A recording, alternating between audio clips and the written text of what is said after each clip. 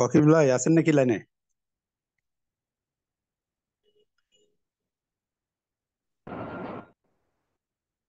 আমরা ক্লাস শুরু করবো একটু পরে, 5 মিনিট পরে। কয়জন জয়েন করেছে এখন পর্যন্ত? 14 জন চার লাইনে এখনো। তাহলে কিভাবে হবে আর কি, এখন তো ডিফিকাল্ট আর কি।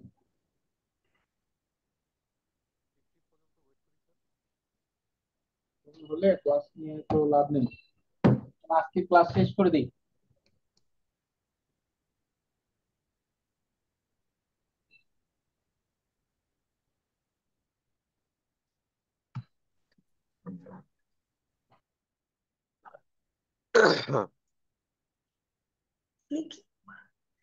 হ্যালো।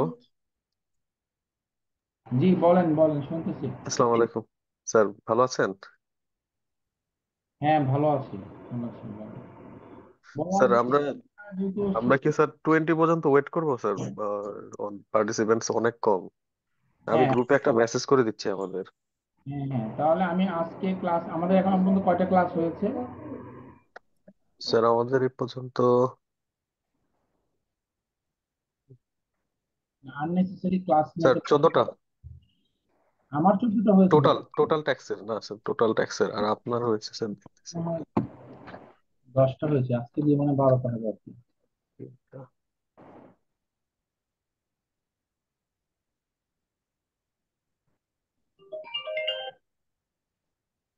স্যার আপনার শুধু আপনার ক্লাস হয়েছে স্যার 4টা। 5 নাম্বার ক্লাস না? জি স্যার, আজকে 5 নম্বর।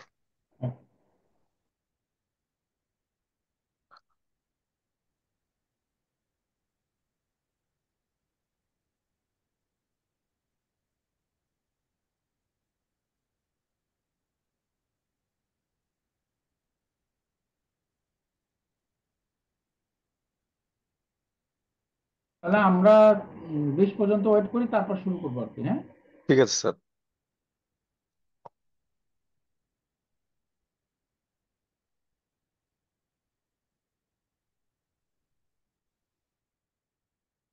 নিখিল ভাই কিছু বলছিলেন? ওয়াকিল ভাই, ওই যে কালকে স্যার যে শিট দুইটা দিছিল না, হুম হুম। 7 নম্বর চ্যাপ্টার শিটটা একটু আমার হোয়াটসঅ্যাপে পাঠিয়ে দিন তো ভাইয়া। আমি কালকে মোবাইলে ডাউনলোড করছি, বাট মোবাইলে কোথায় গিয়ে ডাউনলোড হচ্ছে আমি আর খুঁজে পাই না। ও আচ্ছা আচ্ছা, ঠিক আছে দিয়ে দিচ্ছি। একটু প্লিজ আমার হোয়াটসঅ্যাপ দিন। এমনি আছেন ভালো তো নাকি? হ্যাঁ চলতেছে আলহামদুলিল্লাহ। আপনার কি অবস্থা, ভালো চলছে সব? পড়াশোনায় পড়াশোনায় স্টার্ট করছেন? অত বেশি ক্লাস না। করতে তো সময় পাই না, এখন পড়াশোনা কোনটা করবো না করবো। ওই ক্লাস, অফিস আর ক্লাস, এতটুকুই মানে। আর এর বাইরে আর কিছু ধরতে পারি না। সেটাই, আমারও একই অবস্থা। ঠিক আছে ভাইয়া, একটু আমাকে ওটা পাঠাই দেন। ওকে। 7 নম্বরটা দিলে হবে, 6 নম্বরটা পাইছি, 7 নম্বরটা দিলে হবে। আচ্ছা ঠিক আছে, দিয়ে দিচ্ছি এখন।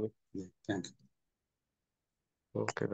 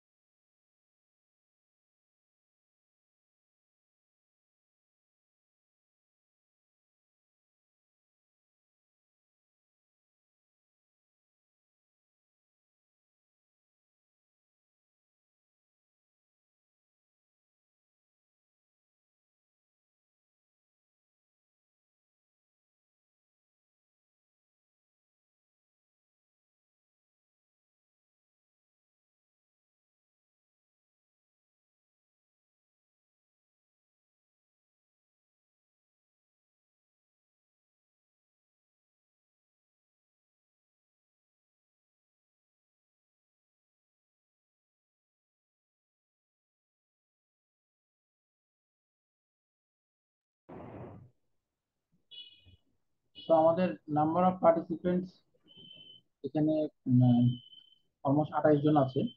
তো আমরা ক্লাসটা শুরু করি, এরপর যদি কেউ জয়েন করে করবে, আমরা তাহলে দ্রুত দেখি আমরা শেষ করে দিব আর কি, হ্যাঁ?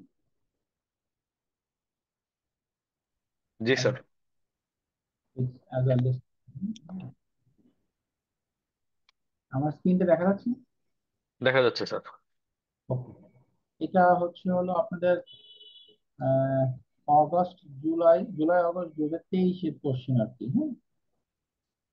তো আমরা দেখি এখানে।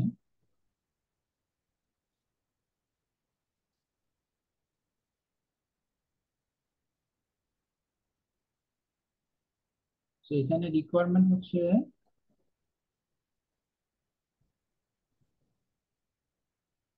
এই যে 6 নম্বর, 6 নম্বরের একটা পরীক্ষার সময় জিনিস মাথায় রাখতে হবে, সবসময় রিকোয়ারমেন্ট আগে দেখতে হবে যে কোশ্চেনের রিকোয়ারমেন্টে কি দিয়েছে। হুম, যেমন কি বলছে, pioneer plastic limited is the leading plastic goods manufacturing of the country. Pioneer plastic হচ্ছে একটা plastic goods manufacturing company, with the leading like বেঙ্গলের মতো। ইট পেজ বা আরএফএল বলতে পারেন, it pays VAT on sales adopting 15% output VAT rate, এবং ও 15% VAT pay করে। জয়নুল, আপনার এখান থেকে এইটা এখানে স্ক্র্যাচ করছে, কি বললো এখানে?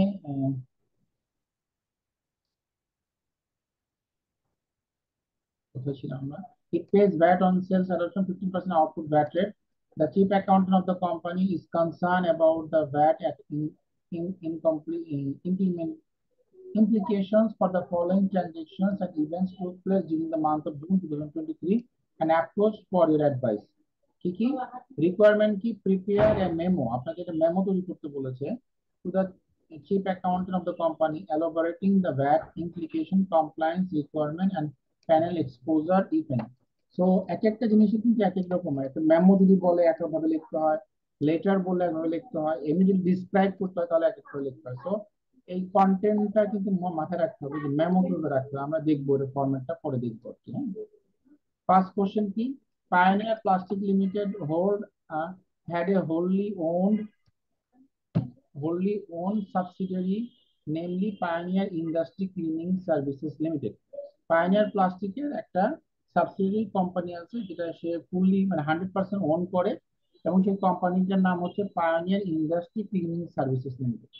The company has recently transferred a total amount of 1 lakh shares of Pioneer Industry Cleaning Services Limited for BDT 15 each to another private limited company. Company কি করেছে? রিসেন্টলি ট্রান্সফার করেছে 1 লাখ শেয়ার, প্রত্যেকটা শেয়ার 15 টাকা করে, তাহলে ধরুন 15 লাখ টাকা। হ্যাঁ, তো এখন আপনার হচ্ছে হলো face value of each share of the, এটা ছিল 10 টাকা করে। হুম, তো এখন এটা যেহেতু শেয়ার ট্রান্সফার হয়ে গেছে অন্য কোম্পানিতে, তো এখন আর শেয়ার তার কোনো কোনো সিস্টার কনসার্ন নাই, যেহেতু অন্য কোম্পানিকে দিয়ে দিচ্ছে। সো এখানে বলতে company is no longer remain আর সাবসিডিয়ারি অফ পিপিএল। সো এখন আর শেয়ার কোনো সাবসিডিয়ারি কোম্পানি হিসেবে এখন আর নাই আর কি, হ্যাঁ? And রিকোয়ারমেন্টটা কি বলছে? Prepare a memo for chief account of the company elaborating the VAT implication, compliance requirement and penal exposure. তাহলে এই যে এইটুকুই, এর বাইরে কিছু নাই আপনি, হ্যাঁ? তাহলে এইটুকু পরে আপনি কি বুঝলেন যে এই এই যে ট্রানজেকশনটা কথা বলা হয়েছে এখানে, ভ্যাটের ইমপ্লিকেশন কি আছে, কমপ্লায়েন্স এর রিকোয়ারমেন্ট কি আছে, এবং এটা যদি নন কমপ্লায়েন্স হয় তাহলে প্যানেল এক্সপোজার কি হবে, হাউ ইউ উইল আন্ডারস্ট্যান্ড। এটা এখানে এখানে কিন্তু শেষ, সবগুলো আলাদা আলাদা রিকোয়ারমেন্ট বলা আছে, হ্যাঁ?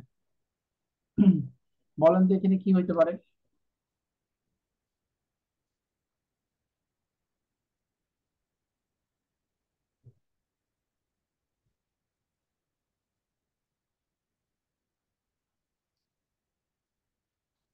আমার কথা কি শোনা যাচ্ছে? জি জি স্যার। স্যার। জি স্যার, শোনা যাচ্ছে। তা আপনারা একটু থিঙ্ক করেন যে এটার ক্ষেত্রে কি হতে পারে। জি স্যার। এখানে যে ক্যাশ কনসিডারেশনটা হয়েছে এটার উপরে ভ্যাট হবে। কোথায় ক্যাশ কনসিডারেশন হয়েছে?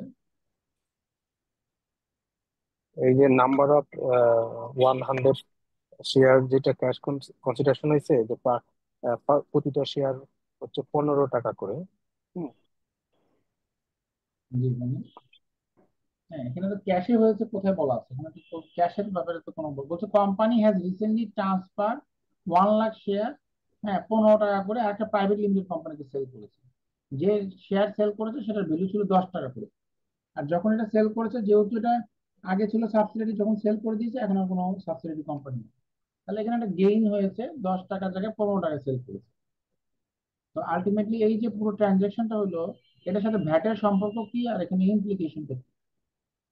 স্যার এটা তো ব্যাটের আওতাভুক্ত পড়ে না, ট্যাক্সেবল ইম্পোর্টের মধ্যে পড়ে না, সাপ্লাই এন্ড ইম্পোর্ট। এই তো এই যে এতক্ষণে আমরা রাইট প্লেসে আসছি, হ্যাঁ। এই জন্যই তো আপনাকে দিয়েছে যে আপনার কেউ কেউ মনে করেন যে ওই যে বলবে যে 15 টাকা, 10 টাকা, তাহলে 5 টাকা আমার ক্যাপিটাল গেইন, এর উপরে ভ্যাট হবে। আবার কেউ বলবে যে 100 টাকা দিয়ে 15 টাকা দিয়ে মাল্টিপ্লাই করে যাওয়া হবে, তারপর 15% ভ্যাট হবে, হ্যাঁ। সেগুলো বলবে, কিন্তু আপনি যেটা বলেছেন that is the right thing, এটার কোনো ভ্যাটের কোনো ইমপ্লিকেশন নেই। আমরা প্রথম ক্লাসে কি সেকেন্ড ক্লাসে মনে হয় পড়েছিলাম যে আমরা যদি কোনো একটা বিজনেস সেল করি এবং সেটা যদি রানিং বিজনেস হিসেবে চলে, তাহলে সেক্ষেত্রে কিন্তু কোনো বিজনেসের কোনো ভ্যাটের কোনো ইমপ্লিকেশন নেই। আপনাদের মনে পড়ে কি? ফার্স্ট ক্লাসে আমরা পড়েছিলাম যে, ফার্স্ট ক্লাস কি সেকেন্ড ক্লাসে আমরা পড়েছিলাম যে কোনো একটা রানিং বিজনেস যদি সেল হয়, তাহলে সেই বিজনেসটা যদি কন্টিনিউ হয় তাহলে এখানে কোনো ভ্যাটের ইমপ্লিকেশন নেই। তো এখানেও ঘটনাটা একই রকম আর কি, হ্যাঁ। আসলে আমরা মেমোর ফরম্যাটটা দেখি।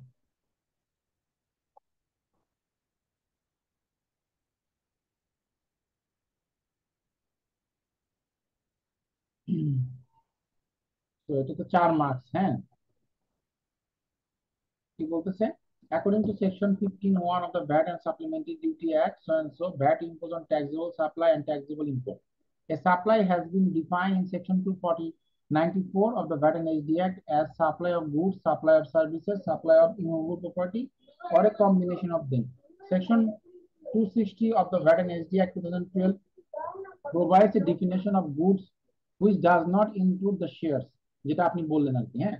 Hence, transfer of shares from PPL to the purchaser not being transfer of goods would not attract any VAT. However, according to section 14 of the VAT in SD Act, read with rule 14(12) of the VAT in SD Act, management of PISCL have to intimate the VAT division officer online regarding changes of ownership in the form 2.1 or manually form 2.5. বোঝা গেল? জি sir. তো আমরা এটা থেকে কি বুঝলাম যে এই যে ট্রানজাকশনটা হয়েছে, এই ট্রানজাকশনের উপরে কোনো ভ্যাটের কোনো ইমপ্লিকেশন নাই। তো যেহেতু এটা শেয়ার ট্রান্সফার, বাট যেহেতু ওনারশিপ চেঞ্জ হয়েছে, তো আপনার ওই কোম্পানিকে ইনফর্ম করতে হবে ভ্যাট অফিসকে ফর্ম 2.1 অথবা 2.5 এর মাধ্যমে যে আমার ওনারশিপ চেঞ্জ হয়েছে। কারণ আলটিমেটলি তো এখন যে নতুন ওনার, সে এটা ভ্যাটের রিটার্ন জমা দিবে বা হোয়াট এভার লিগ্যাল প্রসিজার যা আছে। সেকেন্ড কি বলেছে? PP has taken some software maintenance service from Genesis IT services limited for a fee of taka 10 lakh. আবার এই কোম্পানি আরো কি করেছে? সফটওয়্যার মেইনটেনেন্স সার্ভিস নিয়েছে জেনেসিস আইটির কাছ থেকে, যার ভ্যালু হচ্ছে 10 লাখ টাকা। The vendor issue a tax invoice adding 5% VAT, এবং ভেন্ডর ট্যাক্স ইনভয়েস 5% অ্যাড করে আপনাকে পাঠিয়েছে, তার মানে 10 লাখের সাথে 5% মানে আর 1.5 লাখ টাকা অ্যাড করে। On the other hand, PPL sold some plastic furniture to Genesis IT Services Limited for টাকা 5 লাখ। আবার এখানে ও আবার ওর কাছে উল্টা, যার কাছ থেকে সার্ভিসটা নিয়েছে তাকে আবার 5 লাখ টাকার প্লাস্টিক ফার্নিচার সেল করেছে। PP issued a tax invoice adding 15% VAT, যেহেতু সে ম্যানুফ্যাকচারার, সে 15% ভ্যাট ই করে তারপরে তাকে ইনভয়েস করবে। PPL issued an account pay check for IT services fee after adjusting amount receivable from GISL. তাহলে সে কি করেছে? নেট অফ করেছে যে ঠিক আছে ভাই, তুমি তো আমাকে 10 লাখ টাকার বিল দিয়েছো সাথে 5% ভ্যাট, আমি আবার তোমার কাছে 5 লাখ টাকা বা 15% ভ্যাট, মানে 5,75,000 টাকা পাই। তাহলে তোমার এই 5,75,000-এর সাথে তোমার এই 10 লাখের সাথে আরো 5% যোগ করলে 11,50,000 হয়। এই দুইটা নেট অফ করে যে হয় এই টাকাটা আমি তোমাকে পে করলাম। কথা হচ্ছে যে এটা কি করা যাবে কিনা। না, না, করা যাবে না স্যার। করা যাবে না, তো এটা সে অফসেট করার তার কোনো সুযোগ নাই, হ্যাঁ অফসেট করার কোনো সুযোগ নাই। অফসেট করার কোনো সুযোগ নেই। তাহলে এখানে আমরা দেখি কি বলতেছে। According to section 32 of the with the section 259 of the VAT and SD Act, GSL has to impose VAT on the total consideration receivable from PPL and to pay VAT accordingly. PPL and GISL may opt to settle their receivable and payable on net basis, but VAT law does not allow settle the VAT obligation on a net basis. মানে এটা সে চাইলেও net বেসিসে এটা সে করতে পারবে। Any credit or adjustment is to be claimed in the VAT return. Hence, PPL has to calculate the VAT on the supply value of GISM, withhold the same since IT services falls under the jurisdictions of VAT deduction. কারণ সে যে 5% VAT চালান সহ দিয়েছে তাহলে mandatorily তাকে PTL কে VAT deduct করতে হবে। This is a mandatory requirement. এটা বলে যে VAT on the supply value of GSM withheld the same since IT service falls under the jurisdiction of the VAT deduction at source and deposit the VAT so deducted to the government exchequer as follows.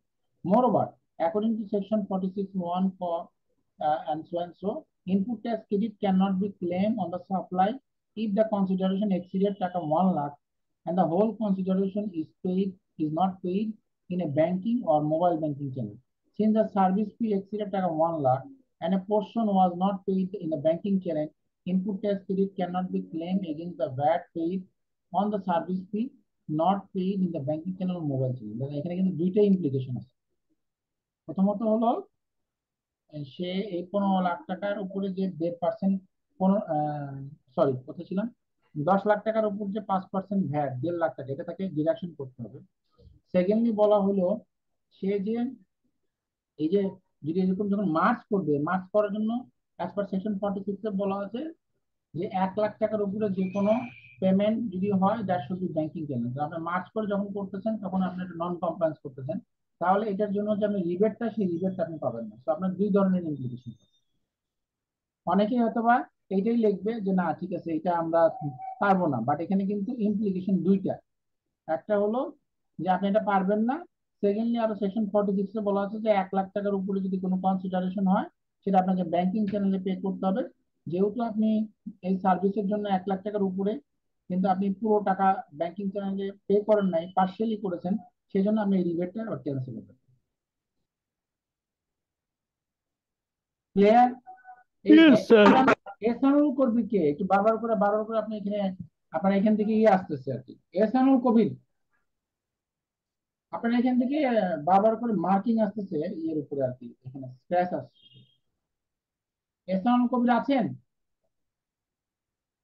Sir delete করে দিয়েছি আমি। Thank you. কারো কোনো question আছে এটাতে? Sir আইটির bat কি 5%, sir? IT bat তো 5%, section 99(2) IT enable. কেউ যদি 15% দিতে চায় সেটাও সে পারে, বাট আইটি এনাবল সার্ভিসের উপর ভ্যাট 5%। ও আচ্ছা, ঠিক আছে। এরপরে PPL sole plastic furniture of BDT. Sir সাউন্ডটা কম শোনা যাচ্ছে। সাউন্ড কম শোনা যাচ্ছে? আপনারা কি সবাই কম শুনতে পাচ্ছেন? না, আমার এখানে ঠিকঠাকই লাগছে স্যার। ঠিকই শোনা কমই শুনতেছে, মানে কমই শোনা যাচ্ছে আলটিমেটলি। শোনা যাচ্ছে? হুম, মানে তুলনামূলক কম আর কি। কি বলেন? স্যার এসানুল কবির বলছিলাম।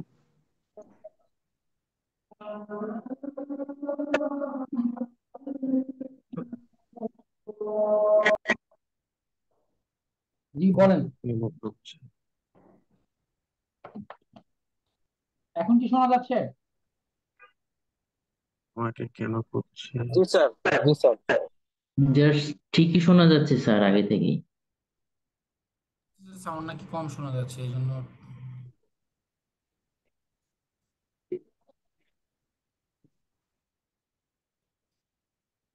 Can you hear me now? জি স্যার, ঠিকঠাকই শুনতে পাচ্ছি। Okay. সো থার্ড হচ্ছে PPL sole plastic furniture of taka 15 lakh with 15% VAT to renowned corporate house in Bangladesh on 5th of May 2023. PPL কি করলো, প্লাস্টিক ফার্নিচার 15 লাখ টাকা 15% ভ্যাট সহ আপনার একটা কর্পোরেট হাউসের কাছে সেল করলো 5ই মে 2023। However, due to some error in the design in the furniture, it had to taken return of the furniture on 25th June 2023. যেহেতু ফার্নিচার বানাইছে, সে বলছে যে না, আমি যে ডিজাইন বলেছি সেই ডিজাইন অনুযায়ী হয় নাই বা আমার সেই মাপ অনুযায়ী হয় না, আমি তোমাকে এটা ফেরত দিলাম। PPL did not receive any payment from the purchaser but paid the VAT due to the supply before submission of the VAT return of May 2023. PPL কি করেছে, এখনো পর্যন্ত পেমেন্ট পায়নি, বাট সে অলরেডি তার যেহেতু সে সাপ্লাইয়ের বেসিসে ভ্যাট পে করে রিটার্নে, আর সে যেহেতু 5th of May তে সে এটা সাপ্লাই দিয়েছিল, সে কি করেছে, PPL did not receive payment but paid the VAT due on the supply before submission of the VAT return of May. So VAT রিটার্নের আগেই সে এই পেমেন্টটা করে দিয়েছে। হ্যাঁ, বলেন তো এই ক্ষেত্রে কি হবে? এটা হলো স্যার ক্রেডিট নোট হবে আর হচ্ছে ডিক্রিজিং একটাই হবে। হ্যাঁ, ক্রেডিট নোট হবে, ডিক্রিজিং, আলটিমেটলি ক্রেডিট নোট হলে তো ডিক্রিজিং অ্যাডজাস্টমেন্টই হচ্ছে আর কি। কিন্তু ওর কি আসলে ভ্যাটটা তো মান্থলি রিটার্নের সাথে পেমেন্ট করার কথা না? ও কেন আগে পে করবে? নর্মালি তো নিয়ম অনুযায়ী আপনার ও 6.7 ইস্যু করে এটাকে অ্যাডজাস্ট করবে, সেটা আমরা বুঝলাম। According to section 42 VAT and HD Act and so if any adjustment even take place for cancellation or return of a supply as a result of VAT calculated or paid earlier or greater than the actual amount VAT payable, the supplier shall issue the VAT credit note in the form 6.7 in favor of the recipient of the supply. The supplier shall eligible to claim a decreasing adjustment for the excess VAT paid earlier in the VAT period and so. এটা তো আপনারা বুঝতেছেন আর কি, এটা নিয়ে পড়ার কিছু নাই। তারপরে আরো কি বলেছে এখানে, if the recipient of the supply is a registered person and there is any evidence of credit note from the supplier or receiver, if the recipient of the supply is not registered person, তাহলে কি হবে? এখানে অনেক কিছু বলা আছে, এটা আপনারা পড়ে নেবেন। তারপরে এখানে কি বললো, finally considering the above, PPL has to issue the VAT credit note Form 6.7 to the customer and get the credit note received from the customer. Since PPL did not receive any consideration from the customer, there is no questions of refund. PPL would be able to claim decreasing adjustment in its VAT return of June based on the evidence of the receipt of the VAT credit note. এখানে কিন্তু একটা বিষয় আছে, আমরা পড়েছিলাম যে কোনো order যদি ক্যান্সেল হয় বা কোনো কিছু ফেরত দেওয়ার কারণে যদি আমি কোনো কম্পেনসেশন হিসেবে কোনো টাকা পাই, তাহলে কিন্তু সেটা আমাকে তার উপর ভ্যাট দিতে হবে। মানে যে টাকাটা আমি পাবো সেটার উপর ভ্যাট হবে, সেটার উপর ভ্যাট হবে।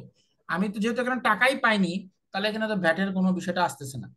আবার আমি যেহেতু আমার রিটার্নে রেভিনিউ দেখিয়ে ভ্যাট পে করে দিয়েছি, তাহলে পরবর্তী মাসে আমাকে এটাকে ডিক্রিজিং অ্যাডজাস্টমেন্ট নিতে হবে। কিন্তু স্যার এখানে যে এত কিছু লিখছে, পরীক্ষা থেকে এত কিছু আপনি লিখতে হবে? লিখবেন না তো, আপনার তো 4 মার্কসের জন্য এত কিছু লেখা সম্ভব নাকি? সেই তো। এরপরে the company has supplied plastic product for modification and renovation of accommodation, sitting and dining facilities with plastic fittings for an ocean-going ship. The supply value is BDT 15 lakhs. The vessel operator is a national flag vessel carrier and run container carrier ship in international territory. আবার পড়ি কি বললো, company has supplied plastic product, company plastic product supply করেছে, modification and renovation of accommodation, sitting and dining facility with plastic fittings for an ocean going ships. একটা ocean going ships তার মানে কি, এটা দেশের বাইরে যাবে, এটার জন্য সে একটা এই ধরনের প্রোডাক্ট সাপ্লাই করেছে। সাপ্লাই ভ্যালু হচ্ছে 15 লাখ টাকা। Vessel operate national flag vessel career, মানে সে একটা জাতীয় আপনার হলো বাংলাদেশের ফ্ল্যাগ বা কোনো একটা কান্ট্রির ন্যাশনাল ফ্ল্যাগ বলতে বাংলাদেশের ফ্ল্যাগই বলেছে, and runs container carrier ship in international territory, এবং এটা দেশের বাইরে আপনার যাওয়া আসা করে। তাহলে এই ক্ষেত্রে ব্যাটের ইমপ্লিকেশন কি হবে? এটা কি জিরো ব্যাট হবে স্যার? হ্যাঁ, এটা জিরো ব্যাট হবে, যেহেতু এটা সাপ্লাই মেড এবং আউটসাইড দ্য ন্যাশনাল কান্ট্রিতে ন্যাশনাল ফ্ল্যাগ ন্যাশনাল যেহেতু ফ্ল্যাগ ইউজ এগুলো সব বলা আছে, সো এটার উপর কোনো ভ্যাটের ইমপ্লিকেশন হবে না, এটা জিরো ভ্যাট হবে। কি বললো, এই যে if the goods are supplied in the course of repair, maintenance, cleaning, renovation, modification, or other physical affecting an ocean-going ships or aircraft or any other vessel of like as engaged in international transport shall be zero rated. PPL would be required to issue a tax invoice in favor of the purchaser adopting zero rated since it has supplied plastic product for modification and renovation of accommodation.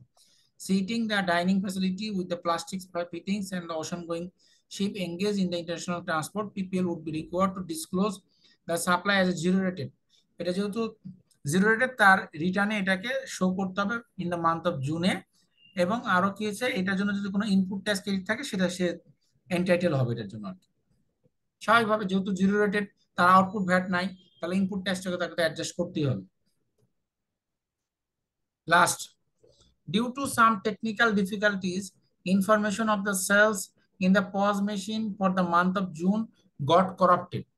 The IT management team of the company could not recover the data and approach a professional data recovery consultant. So, আপনার POS machine corrupt হওয়ার কারণে আপনার সব data চলে গিয়েছে এবং IT company কি করলো, আর একটা কোম্পানির কাছে অ্যাপ্রোচ করলো যে আমাকে হেল্প করো recovery data. The company needs extension of the time for VAT authority for submission of the VAT return for the month of June. এবং যেহেতু ডেটা নাই, সে রিটার্ন দিবে কিভাবে, এই জন্য সে বললো আমাকে টাইম এক্সটেন্ড করা হোক। Advise the company on procedures for seeking extension of time and penalty exposure. এটা 7 দিন আগে করতে হবে স্যার।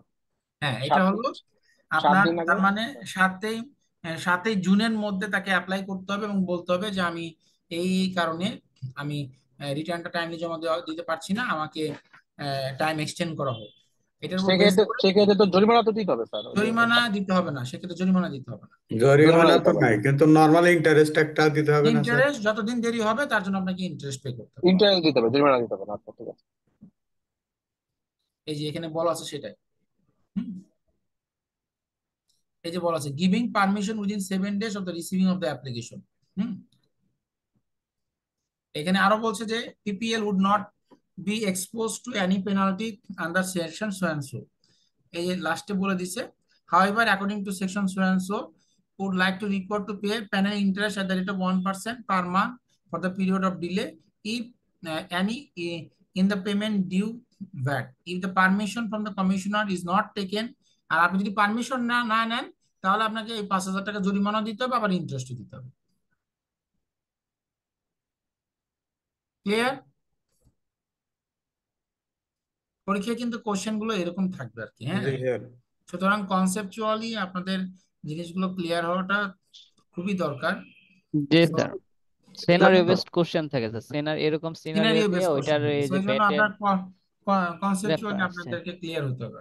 হ্যাঁ, লেটেস্ট স্যার নভেম্বর ডিসেম্বর কোশ্চেনে এরকম সবগুলা কোশ্চেন ব্যাটের এরকম আসছে। নেক্সট স্যার হচ্ছে, একটা প্রশ্ন ছিল স্যার। জি স্যার বলেন। মানে মানে কোনো রেভিনিউ স্যার হলো জানুয়ারি মান্থে, এটা তো ফেব্রুয়ারি 15 তারিখের রিটার্নে আসার কথা, রেভিনিউ একদম ট্যাক্স ইয়ে সহ স্যার, মূসক সহ। তো এটা যদি কোনো কারণে আমি 6.6 না নিতে পারলাম বা প্রোভাইড করতে পারলো না, এটা কি ওই 15 ফেব্রুয়ারির রিটার্নে কি দেখাতে পারবো স্যার, ভ্যাট রিটার্নে সে মানে রেভিনিউটা? আবার বলবেন একটু কাইন্ডলি। স্যার কোন একটা রেভিনিউ মানে রেভিনিউ হলো যে জানুয়ারি মান্থে, তো ফেব্রুয়ারিতে ভ্যাট রিটার্নের মধ্যে তো স্যার এটা দেখানোর কথা। অটো চলে তো আসবে। হ্যাঁ, জি স্যার, অটো চলে আসবে, কিন্তু মানে 6.6 নিতে পারলাম না কোনোভাবেই, যে মানে সার্ভিস প্রোভাইডার এর মানে সাথে যার কাছ রেভিনিউ থেকে আমি সম্পর্ক পেয়েছি। কি? স্যার আমি 6.6 কি এর তো মানে 6.6 ভ্যাট 4 রিটার্ন মাসের টাইম আছে। 6.6 আপনি স্বাভাবিকভাবে পরে পাবেন এবং 4 6.6 মাসের তো আপনাকে তো সময় দেওয়া হয়েছে 4 পর মেয়াদ। সো আপনি 4 মাস। পরে পরে কালেক্ট করে অ্যাডজাস্ট করবেন। আপনাকে এই রেভিনিউর উপরে ভ্যাট দিয়ে দিতে হবে, পরে যখন 6.6 পাবেন তখন আপনি ডিক্রিজিং অ্যাডজাস্টমেন্ট দিবেন। আচ্ছা, ঠিক আছে, বুঝতে কারণ পারছি। আপনি তো টাইমিং ডিফারেন্স এটা অলওয়েজ থাকবে, কারণ আপনি তো নরমালি টাকা পাবেন 1 মাস পর বা 2 মাস পর, কিন্তু ওটা যখন আপনি অ্যাক্রুয়াল বেসিসে রেভিনিউ দেখাবেন তারপর ভ্যাট আপনাকে পে করে দিতে হবে। কিন্তু জি নরমালি স্যার। তো 3 দিনের মধ্যে দেওয়ার কথা না 6.6। আপনি তো মানে পেমেন্ট পান নাই ভাই, আপনি তো না, উনি বুঝছি পেমেন্ট বুঝছি করেছে, স্যার উনি জাস্ট সেল দেখাইছে, পেমেন্ট তো পাইনি। পেমেন্ট পেয়ে গেছি স্যার, একদম পেমেন্ট রিসিভড। ও তাহলে পেমেন্ট তো রিসিভ নর্মালি করেছেন। তাহলে তো নর্মালি 3 ডেজ এর মধ্যে পেয়ে যাওয়ার কথা, কি হ্যাঁ, বলে 3 ডেজের 6.6। ভিতরে পাওয়ার কথা, সবসময় প্র্যাকটিক্যালিতে হয় না। কিন্তু হয় না স্যার, হয় না হয় না, মানে। না তো হইলে পরে ওনারা পরের মাসে নিবেন। এটা ধর আপনার মার যাচ্ছে না, আপনি যদি কোনো কারণে পেমেন্ট পেয়েছেন, আপনার ব্যাংকে টাকা ঢুকেছে, কিন্তু জি স্যার। আপনার অ্যাডজাস্টমেন্টের অনলি ওয়ে হচ্ছে 6.6, যেহেতু আপনার হাতে অ্যাভেলেবল 6.6 নাই, সেটা আপনার হলো পরের মাসে নিতে হবে, কারণ অ্যাকাউন্টিং ট্রিটমেন্ট এক জিনিস আর ভ্যাটের জিনিস আলাদা। আপনি যখন টাকা রিসিভ করলেন তখন আপনি অ্যাকাউন্টস পেবল ডেবিট করে আপনি ব্যাংক ক্রেডিট করতেছেন, ঠিক আছে। রেভিনিউ তো আপনি আগেই নিয়ে নিয়েছেন। আপনি যখন ফার্স্ট জার্নাল দিয়েছেন তখন কি জার্নাল দিয়েছেন, যে আমার কি আমার ইনভেন্টরি চলে গেছে, তাহলে ইনভেন্টরি ক্রেডিট হয়েছে। তারপর আমি এপি ক্রিয়েট করেছি, এপি ক্রিয়েট করে তো আমি ইনকামে নিয়ে গেছি, আমি রেভিনিউ ক্রেডিট করেছি, আর আমি অ্যাকাউন্টস রিসিভেবল ডেবিট করেছি। এখন যখন আমি পেমেন্টটা পাইলাম, তখন আমি অ্যাকাউন্টস রিসিভেবল ক্রেডিট করে ব্যাংকে ডেবিট করলাম। তো ব্যাংকের হিসাব তো শেষ, কিন্তু ভ্যাটের অ্যাডজাস্টমেন্টের জন্য দরকার হলো 6.6, সেটা তো আপনি পান নাই। তো ভ্যাট রিটার্নে আপনাকে ইম্প্যাক্ট দিতে হলে 6.6 যখন পাবেন, তখন ওটা আপনি অ্যাডজাস্টমেন্ট দিবেন। জি স্যার। আচ্ছা, এখানে পরের অঙ্কে requirement বলছে advise the company as to whether the above mentioned procedures that it gathered in 2019 is only way, or there are other simpler option available, highlighting the following area. কোম্পানিকে advice করতে বলছে ওনারা যে কাজগুলো করেছে এই এই ইনফরমেশনের জন্য বা এই উপরের তথ্যের জন্য, সেটাই কি একমাত্র ওয়ে, নাকি অন্য কোনো সহজ কোনো পদ্ধতি আছে যেটার মাধ্যমে এই কাজগুলো করা যায়। একটা হলো ভ্যাট রেজিস্ট্রেশন, একটা submission of input output coefficient, একটা সাবমিশন অফ ভ্যাট রিটার্ন, একটা applicability of VAT when goods will be transferred from factory to sales center, or one sales center to another sales center, or sales center to third party. Finally কি বলছে, you are a chartered accountant, have been working for a reputed tax advisor firm since 2020. As part of the advisory service of your firm, you receive following queries from client. Explain whether the client can go ahead with approach, if not identify the possible exposure, if any, including remedies if required. আচ্ছা, আমরা আজকে আমার একটা request, আমি একটা class নিয়ে আপনাদেরকে ছেড়ে দিব, আমার একটু পার্সোনাল কাজ আছে, আমি এটা নেক্সট ক্লাসে আপনাদের এটা কভার করে দিব আর কি। ওকে, ওকে স্যার। ঠিক আছে স্যার। হ্যাঁ, ঠিক আমি আছে একটা স্যার। ক্লাস নিয়ে আপনাদেরকে আমি ছেড়ে দিব আর কি। হ্যাঁ, একটু কাইন্ডলি আমাকে একটু আজকে একটু অ্যালাউ করুন আর কি, প্লিজ। হোপ এসে, the company is a German-based consumer goods company contemplating to start its operation in Bangladesh as Hope Bangladesh Limited, as Bangladesh being considered as one of the emerging economy having a good consumer base, which exactly matches the consumer profit that the company has been operating across the world. Accordingly, the company intends to open a manufacturing plant in Chittagong. আচ্ছা, company plan করতেছে যে সে চিটাগং একটা factory open করবে, which it wants to operate through one mother warehouse in the factory and 5 sales centers across the country to market its homogeneous food product. Say plan করতেছে তার একটা factory থাকবে চিটাগং, সে এবং সেখান থেকে তার একটা মাদার ওয়্যার হাউস থাকবে ফ্যাক্টরিতে, তার মানে চিটাগং থাকবে, এবং 5টা সেল সেন্টার থাকবে সারা বাংলাদেশে, সেখান থেকে সে তার প্রোডাক্টগুলোকে সে ডিস্ট্রিবিউট করবে। In relation this, the company gathered following basic information in 2019 regarding VAT operation, which it could not initiated due to COVID-19 pandemic. So আপনাকে কি বলা হলো, যে কোম্পানির এই নিম্নলিখিত ইনফরমেশন গুলো 2019 সালের আছে, যেটা ভ্যাট অপারেশন রিলেটেড, এবং সে এটা ইনিশিয়েটেড করতে পারে না ডিউ টু কোভিড প্যান্ডেমিকের জন্য। কি বলছে, it will require separate registration for factory and all 5 sale centre. So প্রথম কথাই হচ্ছে যে এই ধরনের কোম্পানির ক্ষেত্রে, যেহেতু সে তার নিজস্ব ডিস্ট্রিবিউটর এবং ফ্যাক্টরির মাধ্যমে বা তার সেল সেন্টারের মাধ্যমে করতে চাচ্ছে, তাহলে whether it require factory a separate registration and 5 sale centre separate registration দরকার আছে, নাকি সে সেন্ট্রাল রেজিস্ট্রেশন নিবে। সেন্ট্রাল লাগবে স্যার, যেহেতু সেন্ট্রাল, আইডেন্টিক্যাল কারণ প্রোডাক্ট, হ্যাঁ এটা আইডেন্টিক্যাল যেহেতু। আইডেন্টিক্যাল আর সিমিলার গুডস এবং একই ধরনের সেন্টার কোম্পানির আন্ডারে সে সেল যেতে করবে, তাহলে সেন্ট্রাল নিলে পারে তার কিন্তু এখানে একটা বিগ হ্যাসেল কমে গেল। সে 5 জায়গায় 6 জায়গায় এটা মেনটেন করতে হতো, কারণ একটা ফ্যাক্টরি এবং 5টা ওয়্যার হাউস, সে সব 6টা সেন্ট্রালি যদি বুকস অফ অ্যাকাউন্টস মেনটেন করে তার কিন্তু একটা প্রবলেম সলভ। সেকেন্ড কি বলেছে, accordingly separate books and records need to be maintained in all premises mentioning above, and all VAT transaction, sales, purchase, deposit of VAT of the month will require to be reconciled separately in each location, which needs to be reported through separate VAT return every month. সেটা আমরা already আলোচনা করে ফেলছি। For transfer of goods from factory location to any other sales center or transfer between one sales center to another, it will require issuance of VAT 6.3, and goods can be transferred only upon payment of VAT as per the base value for VAT declared through input output coefficient with the respective authority. So এটা 6.5 করলে হবে sir, 6.5 6. করতে হবে। জি 6.5 এর মাধ্যমে সে internal transfer দিবে, so এখানে কোনো তাকে ভ্যাট পে করতে হবে না। সো আলটিমেটলি যেখান থেকে ফাইনালি সেল হবে সেখান থেকে সে ভ্যাট পে করবে। Now, COVID-19 pandemic being over, the company has reinitiated the process to start the company opening in Bangladesh 2023, and therefore wants to review the above in view of the provision of the prevailing VAT law. তাহলে এটার answer কিন্তু আমরা already পেয়ে গেছি, দেখি পরীক্ষায় আমাদের আনসারে কিভাবে লিখেছে। সো এখানে লিখেছে advise the company as to whether the above mentioned procedures will be gathered so and so. So এখানে আনসারে লিখেছে 8 মার্কস ছিল এখানে। হ্যাঁ, সো আমরা কিন্তু এটা জানি, কিন্তু তারপরে একটু আলোচনা করি। প্রথমত হচ্ছে ভ্যাট রেজিস্ট্রেশনের ব্যাপারে বলছে, the propose company hope will have the following features, কি প্রোডাক্ট আর হোমোজেনিয়াস, মানে আপনাকে লজিক গুলো তো বলতে হবে, আপনার আনসার দিতে হলে তাকে লজিক বলতে হবে। প্রথমত বললো এটা হলো হোমোজেনিয়াস বা সিমিলার অর আইডেন্টিক্যাল প্রোডাক্ট। তারপরে there will be one manufacturing plant in Chittagong, এবং তার 5টা সেল সেন্টার আছে, তার মানে একই ধরনের প্রোডাক্ট সেল করে। With the above instead of getting separate registration, সে একটা কি নিবে, সেন্ট্রাল রেজিস্ট্রেশন নিবে। এটা হলো ফার্স্ট। সেকেন্ড হলো ইনপুট আউটপুট কোএফিসিয়েন্ট, তাহলে সে ইনপুট আউটপুট কোএফিসিয়েন্ট দিবে, বলতে if the company obtain central BIN the operation will be very easy, no separate input output coefficient কোনো দরকার নাই, সে একটা দিয়েই চালাতে পারবে।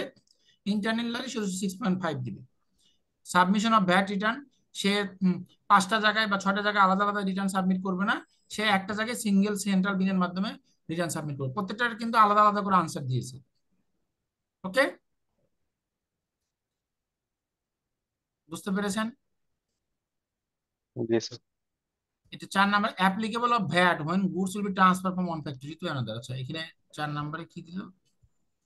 আচ্ছা, এখানে আবার 2টা ভাগ করে দিয়েছে। ইফ, এটা কি হলো, when the goods will be transferred from factory to sales center or one sales center to another sales center, the applicable of VAT when goods transferred from one sales center। আচ্ছা, এটা বললো যে when the goods will be transferred from warehouse to sales center or third party, এর সব ক্ষেত্রেই ultimately কি হবে, আপনার ভ্যাট হবে হলো যখন আপনি ফাইনালি এন্ড কনজিউমারের কাছে দিবেন। ইন্টারনালি যখন ট্রান্সফার হবে তখন কোনো সেলস না, এটা 6.5 এর মাধ্যমে যাবে। আশা করি এই ধরনের কোশ্চেন আসলে আপনারা অবশ্যই আনসার করতে পারবেন। স্যার কোনটা 6.5 বলতেছে, ইয়া এই বলতেছে যে 4 সাবমিশন অফ নম্বরের ভ্যাট, শেষেরটা? 4 নাম্বার আর কি। হ্যাঁ, জি স্যার, কারণ আপনি তো এটা ইন্টারনাল ট্রান্সফার হচ্ছে আর কি। ওই 4 নম্বরের 2টা পার্ট বললেন স্যার, ওইটার লাস্ট পার্টটা ও, কি? 4 নাম্বারে 2টা পার্ট করে দিয়েছে, যে জি বলছে sir. Applicability of VAT when goods will be transferred from factory to sales center। আপনি যখন ফ্যাক্টরি থেকে সেল সেন্টার ট্রান্সফার করবেন তখন কি হবে বলেন? ফ্যাক্টরি ওইটাই আপনার, সেল সেন্টার হাই আপনার, দিত, আপনি 6.5 দিবেন। সো কোনো ভ্যাটের 6.5 দিত। ইমপ্লিকেশন নাই, এটা হলো একটা। তারপরে বলছে one sale centre to another sale centre or sale centre to third party. So আপনি যখন one sale centre to another sale centre দিবেন অথবা ফ্যাক্টরি টু সেল সেন্টার দিবেন, সকল ক্ষেত্রে 6.5 ইস্যু করবেন। জি but sale centre to third party, তার মানে কি আপনি ভেন্ডরের কাছে পে করবেন বা আপনি তার আউটসাইড দ্য কোম্পানি যখন যাবে তখন আপনার ভ্যাটের ইমপ্লিকেশন আসবে। এই জন্য এটাকে 2টা ভাগ করেছে। তখন তো 6.3 দেবে স্যার। তখন 6.3 দিবেন আপনি। জি জি, ঠিক আছে স্যার। এই যে এখানে বলছে when goods will be transferred from factory to warehouse or warehouse or sales center to any third party, in that case VAT will be applicable।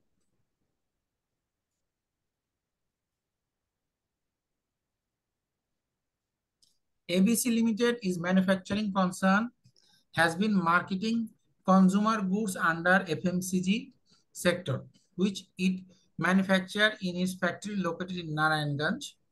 For the month of April 2023, ABC Limited obtained a service from a non-resident company abroad for which it remitted USD equivalent to 1 million upon deposit of 1.5 lakh টাকা VAT through the treasury চালান।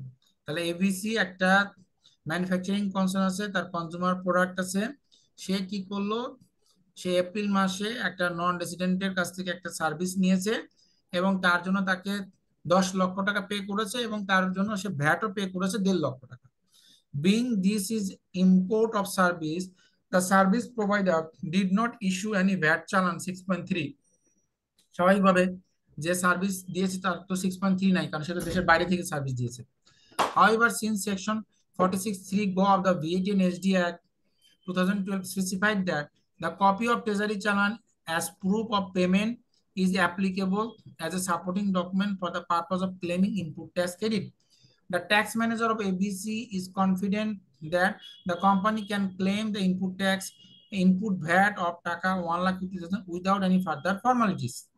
As a matter of precaution, the CFO of ABC Limited advised the tax manager to revalidate the position of the consultant. বলেন কি হবে এটা? Sir reverse charge এটা mechanism না? Reverse charge mechanism হবে। এটা একটু পানি দাও তোমাকে ফেলে ফেলে। হ্যাঁ বলেন। স্যার রিভার্স চার্জ মেকানিজম, হ্যাঁ এটা সেকশন 20 এর আন্ডারে রিভার্স চার্জ মেকানিজম। তাহলে কি করতে হবে? এখানে প্রথমে করতে হবে যে স্যার আমার যখন আমি টাকাটা দিব তখন আমার কাটতে হবে, প্লাস আমি যখন নিব তখন আমার আবার আউটপুট ভ্যাট দিতে হবে। তার মানে দুই জায়গায় 15%, আর নাম্বার 3 হচ্ছে ট্রেজারি চালানের মাধ্যমে আমাকে এটা করতে হবে, রিবেটটা তাহলে নিতে হবে। এখানে আপনাকে একবার আউটপুট ভ্যাটে দেখাইতে হবে, যেখানে আপনি আপনার নর্মাল সেসের সাথে এই 10 লাখ টাকা আউটপুট ভ্যাটে দেখাবেন এবং তার উপর 1.5 লাখ টাকা ভ্যাট, আবার ইনপুটেও আবার এই 10 লাখ টাকা দেখাবেন, তার উপর 1.5 লাখ টাকা ভ্যাট, তাহলে ইম্প্যাক্ট ইজ 0। এরপরে ট্রেজারির মাধ্যমে আপনার যে নেট ভ্যাট পেয়েবল আসবে সেটার থেকে আপনি 1.5 লাখ টাকা কমাই দিবেন, মানে মোট কথা ট্রেজারিতেও এই জমাটা দেখাবেন আর কি। দেখালে আপনার অ্যাডজাস্টমেন্ট হবে। এখানে কিন্তু একটা প্যাচ আছে, যদি আপনি এখানে কিন্তু কোশ্চেনটা একটু ঘুরে করছে, যে কোশ্চেনটা কি দেখেন এখানে কি বলছে, being it is import of service, the service provider did not issue any 6.3. However, since the section 46(3) specified that the copy of treasury challan as a proof of payment is acceptable as a supporting document for the purpose of claiming input tax credit, আপনি কিন্তু আসলে এখানে input tax credit claim করতেছেন না। এখানে মাথায় রাখতে হবে, আপনাকে ট্রেজারির মাধ্যমে এটা অ্যাডজাস্ট করতে হলে অবভিয়াসলি আপনাকে একবার আউটপুট ভ্যাট এবং ইনপুট ভ্যাটে দেখাইতে হবে। এখানে কিন্তু আপনি ইনপুট ট্যাক্স ক্রেডিট হিসেবে আপনি এটা নিচ্ছেন না, এটা আপনার আসলে ট্রেজারির মাধ্যমে অ্যাডজাস্ট হচ্ছে। সো আরেকটা বিষয় হলো, আপনি যদি আউটপুট ভ্যাটে না দেখান তাহলে কিন্তু আপনি এই ট্রেজারির মাধ্যমে যেটা অ্যাডজাস্ট করছেন সেটা কিন্তু আপনি পাবেন না, সেটা কিন্তু পরবর্তীতে বাতিল হয়ে যাবে। এই দেখেন এখানে এটাই বলবো, ফলোইং সো এন্ড সো কি বললো, যে may expose the company to financial losses as well as the penal measure of the claiming inappropriate input tax credit. Accordingly, entire input tax credit may be cancelled, and in addition penal measures has been taken. কি বললো? Hence, submitting only treasury challan is a supporting document is not good enough for ensuring eligibility of input tax credit on account of the import of service unless following two conditions are made. কি বলতেছে? ABC Limited will require to disclose input tax amount and as output tax in the return, যেটা আমি একটু আগে বললাম। Secondly বলেছে কি, ABC Limited will require to inclusion of the service cost on account of input of service in the input of coefficient। তাহলে দুইটা বিষয়, একটা হলো আপনার 6.3 তে থাকতে হবে ইনপুট অফ কোএফিসিয়েন্টে, সেকেন্ডলি হচ্ছে হলো আপনার আউটপুট ভ্যাটে দেখাইতে হবে একবার, ঠিক আছে? আদারওয়াইজ কিন্তু আপনি এটা হবে না। ABC Limited therefore should ensure fulfilling the above two conditions before claiming the input tax credit of টাকা 1,50,000। তাহলে আমরা কি জানলাম, যে আমি ট্রেজারির মাধ্যমে শুধু টাকা জমা দিলেই আমার এটা আমি ইনপুট ট্যাক্স হিসেবে নিতে পারবো। This is not right. To get the input tax credit, we have to fulfill two conditions. First condition is we have to disclose as output tax and input tax in the return. At the same time, condition 2 হচ্ছে কি, আমাদের it should be disclosed in our input output coefficient. Since it is a manufacturing company, that's why it should disclose in the input output coefficient. যদি এটা service company হতো তাহলে input output কোএফিসিয়েন্টের কোনো প্রয়োজন পড়তো না আর কি। স্যার ইনপুট আউটপুট কোএফিসিয়েন্ট তো 6.3 না? 6.3 না, 6.3 তো হলো ভ্যাট। 6.2.1 4.3 4.3 6.3 তো আমি মূসক চালাক। আচ্ছা আমি কি 6.3 বলেছি? তাহলে ভুল বলছি। আচ্ছা, এটা হলো কাস্টমস এর কোশ্চেন। এটা কি আমি পড়াবো? আপনারা বললে আমি ডিসকাস করে পড়ান দেবো। স্যার, পড়ান স্যার, পড়ান স্যার, হয়ে যাক। আচ্ছা, এটা তো আপনাদের মোটামুটি নলেজ আছে। I hope, I will try, দেখি পারি কিনা আর কি। Requirement কি? You should assume that the customs law of the financial year 2022-23 continues to apply for the financial year 2023। মানে 22-23 যে ল ছিল 23-24 সেম ল অ্যাপ্লিকেবল হবে। First requirement: how is the price of imported goods determined according to the Customs Act and the custom valuation determination of the price of import goods rule 2020। তার মানে আপনার according to the customs act এবং অনুযায়ী আপনার কিভাবে ইম্পোর্টের ক্ষেত্রে price কিভাবে আপনার ডিটারমাইন্ড হয় সেটা আপনাকে বলতে বলা হয়েছে। আমরা জানি সেটা, ওই যে ইম্পোর্টের সময় আপনারা যদি ইয়ের এলসির কপি দেখেন 46 নাম্বার কলামে বলা থাকে অ্যাসেসমেন্ট ভ্যালু। অ্যাসেসমেন্ট ভ্যালুর উপরে আমাদের অ্যাসেসমেন্ট হয়, যেটা কিনা কাস্টমস অথরিটি ডিটারমাইন করে। এবং আমরা প্রথম দিনই ক্লাসে করেছি যে অ্যাসেসমেন্ট ভ্যালুর উপরে 5টা স্তরে হয়। প্রথমে হলো সিডি, তারপরে আরডি, তারপরে এসডি, তারপরে ভ্যাট, তারপরে এটি, আর যদি এআইটি, এইগুলো আর কি। কিন্তু স্যার এখানে তো আগে আমাদের এফওবির সাথে ওই ইন্স্যুরেন্স আর হচ্ছে আপনার ল্যান্ডিং কস্টটা, মানে লোডিং ওগুলো তো কস্টটা আছেই, ওগুলো যোগ তো করতে হবে। অ্যাসেসমেন্ট ভ্যালুর মতো তো সবই চলে আসতেছে। জি অ্যাসেসমেন্ট স্যার, জি ভ্যালুর স্যার। ভিতরে ওই সব কিছুই থাকে আর কি। এই জন্য তো আমি অ্যাসেসমেন্ট ভ্যালুর কথা বললাম। আপনি যদি ইম্পোর্ট মনে করেন যে $100 আপনার ইম্পোর্ট কস্ট, তার সাথে আপনার ল্যান্ডিং, ইন্স্যুরেন্স এগুলো যোগ করে দিয়ে আপনার অ্যাসেসমেন্ট ভ্যালু নির্ধারণ হয়। তার উপরে আমরা দেখবো এটা আর কি। হ্যাঁ, আপনি কি বুঝতে পেরেছেন আমি কি বলেছি? জি স্যার, জি স্যার। আপনি যখন ইম্পোর্ট করবেন, ইম্পোর্টের ধরেন যদি ভ্যালু $100 হয়, তার সাথে ধরেন যে ফ্রেট এবং ইন্স্যুরেন্স মিলে ধরেন আমরা $2, তাহলে $102। It will be your assessment value. তার উপরে বাকি ডিউটিস গুলো ক্যালকুলেট হবে। What would be the duty and taxes for 1000 kg of cocoa zero coffee based on the minimum value, and are these duties and taxes eligible for credit? বলতেছে যে আমার duty এবং taxes কত হবে 1000 KG cocoa জিরোর জন্য, coffee বেজের জন্য, we on a minimum value, and are this duties and taxes eligible for credit. এবং আপনি এই ডিউটিজ এবং ট্যাক্সেস গুলো ক্রেডিট জন্য এলিজিবল হবে কিনা। আমরা জানি ডিউটিজ অ্যান্ড ট্যাক্সেস কোনটা কোনটা ক্রেডিট এলিজিবল হয়, কোনটা কোনটা হয় না, সেটা আমরা জানি। Apply the following rates of duties and taxes answering this part of the question. Custom duty এটা এলিজিবল না ক্রেডিটের জন্য, এটা কস্ট।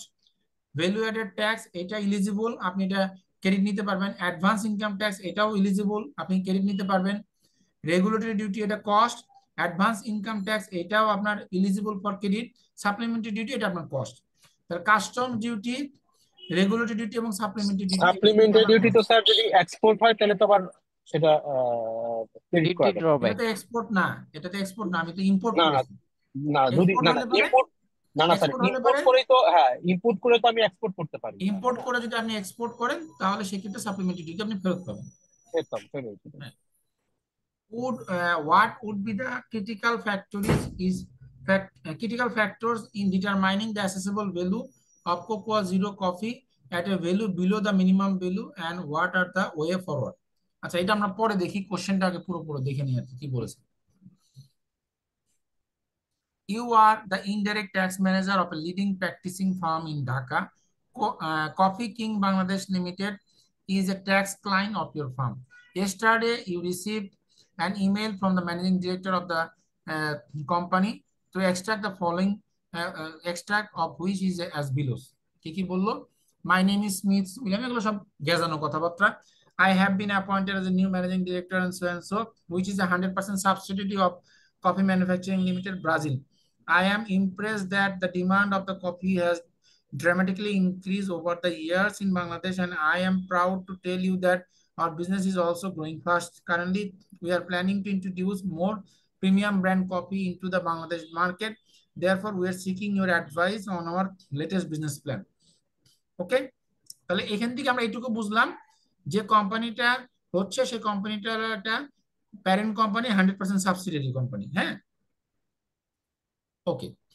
এরপরে just to give you a quick background, CKB is one of the leading coffee importer from Brazil, and it's operate 123 coffee outlets in Dhaka city and its adjacent area.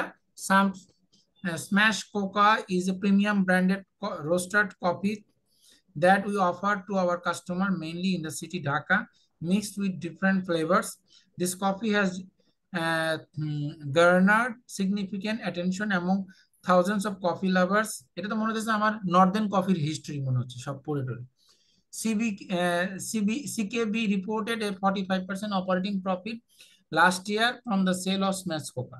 আচ্ছা, সে sir 45% এটার profit main করেছে। Problem হচ্ছে HS code নিয়ে ঝামেলা অঙ্কটার। হ্যাঁ, sorry, sir HS কোডের problem আর কি, এটা নিয়ে ম্যাথটা আর কি ওভারঅল। আমি তো পড়ি নাই, আমি তো ফার্স্ট টাইম পড়তেছি, বলতে পারবো না আর কি। In spite of the success of our existing coffee business, CBK is planning to expand its operations in Chattogram and Sylhet.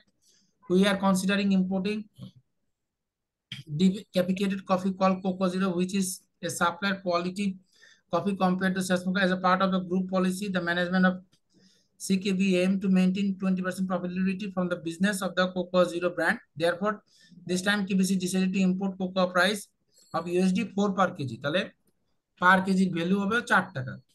Our accountant share a copy of the customs clearance circular which is mandated so and so. তাহলে এখন কি বললো আমরা দেখি। SS code 9.01 coffee whether or not roasted or decapitations, coffee hugs or skin and so and so and so, KG 4.5 টাকা। তাহলে ও বলতেছে ওর price হচ্ছে 4 টাকা, কিন্তু ওকে এসএস কোডে যেটাতে ফেলছে সেটার প্রাইস হচ্ছে 4.5 টাকা। Based on the above background, we would like to have your advice to understand some customs related issues so that we can finally set a proper strategy for our business ahead. মানে এখন বলেন, আপনারা বলেন, আপনারা কাস্টমে বলেন। যদি sir একবার কোনো রেট কি হয়, মানে অ্যাসেসমেন্ট ভ্যালু যদি ক্লিয়ার হয়, সেইটা আপনার একদম পার্মানেন্ট হয়ে যায়। যেমন এখানে 4 থাকলেও 4.5 যেহেতু একবার ওরা ডিক্লেয়ার করছে, তার মানে 4.5ই আমাদের হবে আপনার এই এখানে। ভ্যালুটাকে আপনার ওয়েট দিবে, ওরা ওয়েট দিয়ে 4.5 হ্যাঁ 5 এ ডিটারমাইন করবে এবং তার উপরে হ্যাঁ, আপনাকে ডিউটি ট্যাক্সেস দিতে হবে। ডিউটি ট্যাক্স দিতে হবে 4.5 এর জি উপরেই দিতে হবে, জি, মানে এটা 4 এর বা উপরে না। গ্যারান্টি দিতে হবে গ্যারান্টি মালটা দিতে হবে। তাড়াতাড়ি ছাড়ার জন্য, তাড়াতাড়ি ছাড়ানোর জন্য কাস্টমস থেকে, যার জন্য হচ্ছে গ্যারান্টি দিতে হয় আর কি, যে না না, ওইটা গ্যারান্টির ব্যাপারটা কখন আসবে? যদি এরকম হয় যে আমি 4.5 টাকা মেনে নিলাম, তাহলে তো আর আমার গ্যারান্টি দেওয়ার কিছু নাই। আর আমি যদি 4.5 টাকা না মানি, তখন না ব্যাংক গ্যারান্টির ব্যাপার আসবে। আপনি তারপরে সেটা নিয়ে অ্যাপিল করবেন, ট্রাইব্যুনাল করবেন যে না আমি 4.5 টাকা ভ্যালু মানি না।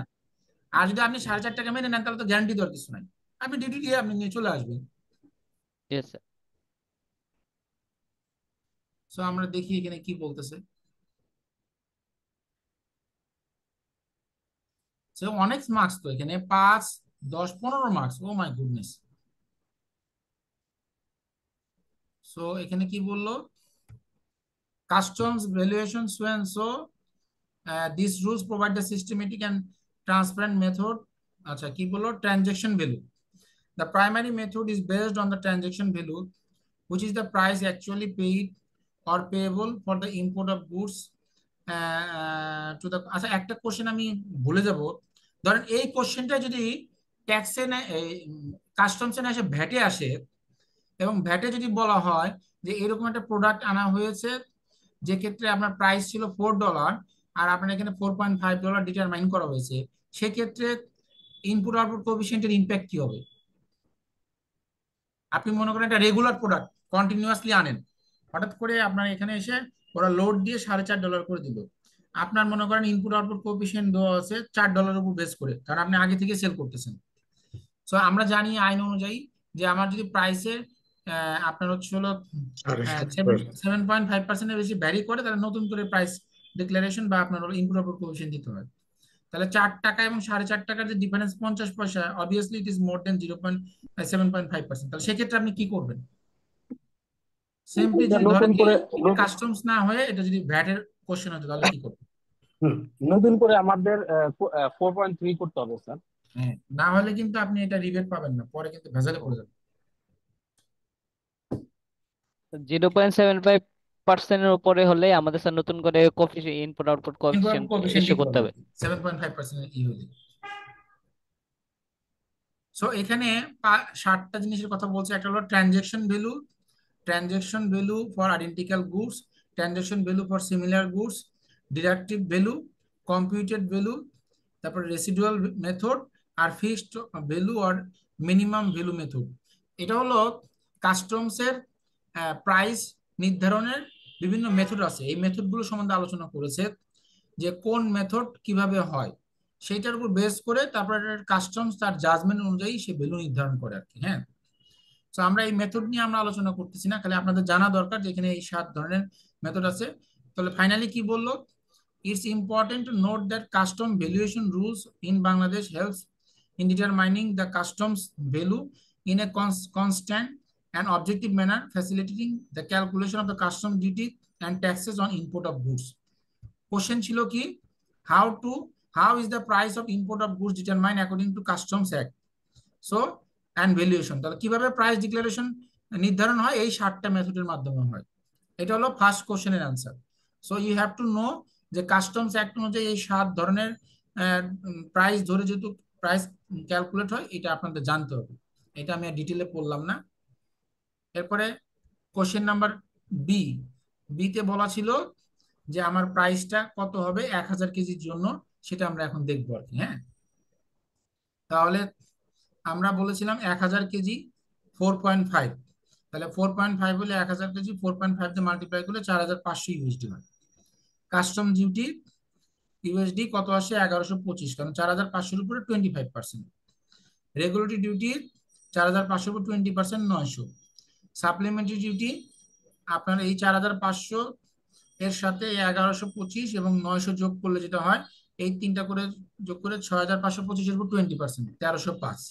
ভ্যাট ওই সেম ভ্যালুর উপরে আপনার হচ্ছে সাথে খালি এসডি যোগ হবে, যোগ হয়ে তারপর 15% আপনার 1174। অ্যাডভান্স ভ্যাট একই রকম, এই 4টা ভ্যালু 7830-এর উপরেই আপনার 15%, এবং অ্যাডভান্স ইনকাম ট্যাক্স হয় অ্যাসেসমেন্ট ভ্যালুর উপরে 4500-এর উপরে 5%। সো টোটাল ডিউটিস কত হলো? সিডি আরডিএজি সব যোগ করে আপনার 5151। কোশ্চেন কি করেছিল? কোশ্চেন করেছিল what would be the duty and taxes for 1000 kg. তাহলে ডিউটি অ্যান্ড ট্যাক্সেস আমরা পেয়ে গেলাম। 1000 কেজির জন্য আমার ডিউটি অ্যান্ড ট্যাক্সেস হচ্ছে হলো 5121। সেকেন্ড কোশ্চেন কি ছিল? 1000 KG minimum value and this duties and eligible for credit. এখন এলিজিবল ফর ক্রেডিট কোনটা সেটা আমরা দেখবো আর কি। হ্যাঁ, custom duty, regulatory duty, and supplement duty is not allowable for the adjustment of credit. Therefore, these duties paid at import state shall be considered as cost of the importer. VAT paid on import is eligible for credit against output VAT liability if output VAT is 15%. যদি 15% আপনি VAT pay করেন তাহলে আপনি এটা input tax credit পাবেন। Advance income tax এটাও আপনি পাবেন, এবং এটি যেটা আছে সেটাও পাবেন আর কি। ঠিক আছে, হ্যাঁ, এই হলো এই কোশ্চেনের আনসার। কারো কোনো কোশ্চেন থাকলে বলতে পারেন। স্যার এটাতে অ্যাসেসেবল ভ্যালু নির্ধারণে তো ওই ইন্স্যুরেন্স আর ফ্রেটের এই বিষয়টা কি দিছে স্যার? এটা তো আনে নাই, আপনার যেহেতু কোশ্চেনে নাই আপনার তো ধরে নেওয়ার কোনো দরকার নেই, এখানে তো স্পেসিফিক দিয়েছে। কিন্তু স্যার আমরা তো পরীক্ষার হলে বুঝবো না, যে অনেক সময় তো বুঝবো না, সেক্ষেত্রে কি আমরা অ্যাজিউম আপনাকে করে দিতে হবে না, বসাই দেবো? আপনাকে এখানে কোনো কিছু দিতে হবে না, কারণ আপনি আপনি যে ইন্স্যুরেন্স এবং ফ্রেড যোগ করবেন কত পার্সেন্ট এখানে কি বলা আছে? না, এটা তো কমন স্যার, 1% করে হয়। 1% 1%। 1% করে। 1% আপনার যদি কোশ্চেনে না থাকে আপনার দেওয়ারও দরকার নেই, আপনি নোট দিয়ে বলে দিবেন যে অ্যাজিউম দ্যাট যে ইন্স্যুরেন্স এন্ড ফ্রেড ইজ তারপর including landing day note sir. দিয়ে বলে দেন। অথবা আপনি যদি ধরেন আপনি 1% অ্যাড করে দিবেন, বলবেন যে অ্যাজিউম যে এখানে ইন্স্যুরেন্স এন্ড ফ্রেড 1%, আপনি অ্যাড করে দিয়ে দিবেন। আমার তো এখানে নোট দেওয়ার সুযোগ আছে, আপনি যেভাবে ঠিক করেন আছে, আলটিমেটলি আমার ফ্যাক্ট ঠিক থাকলে হবে। ঠিক আছে। থার্ড কোশ্চেন ছিল কি, what could be the critical factors in determining the accessible value of Cocoa Zero coffee at the value below the minimum value, and what are way forward? এই last question বলতেছে,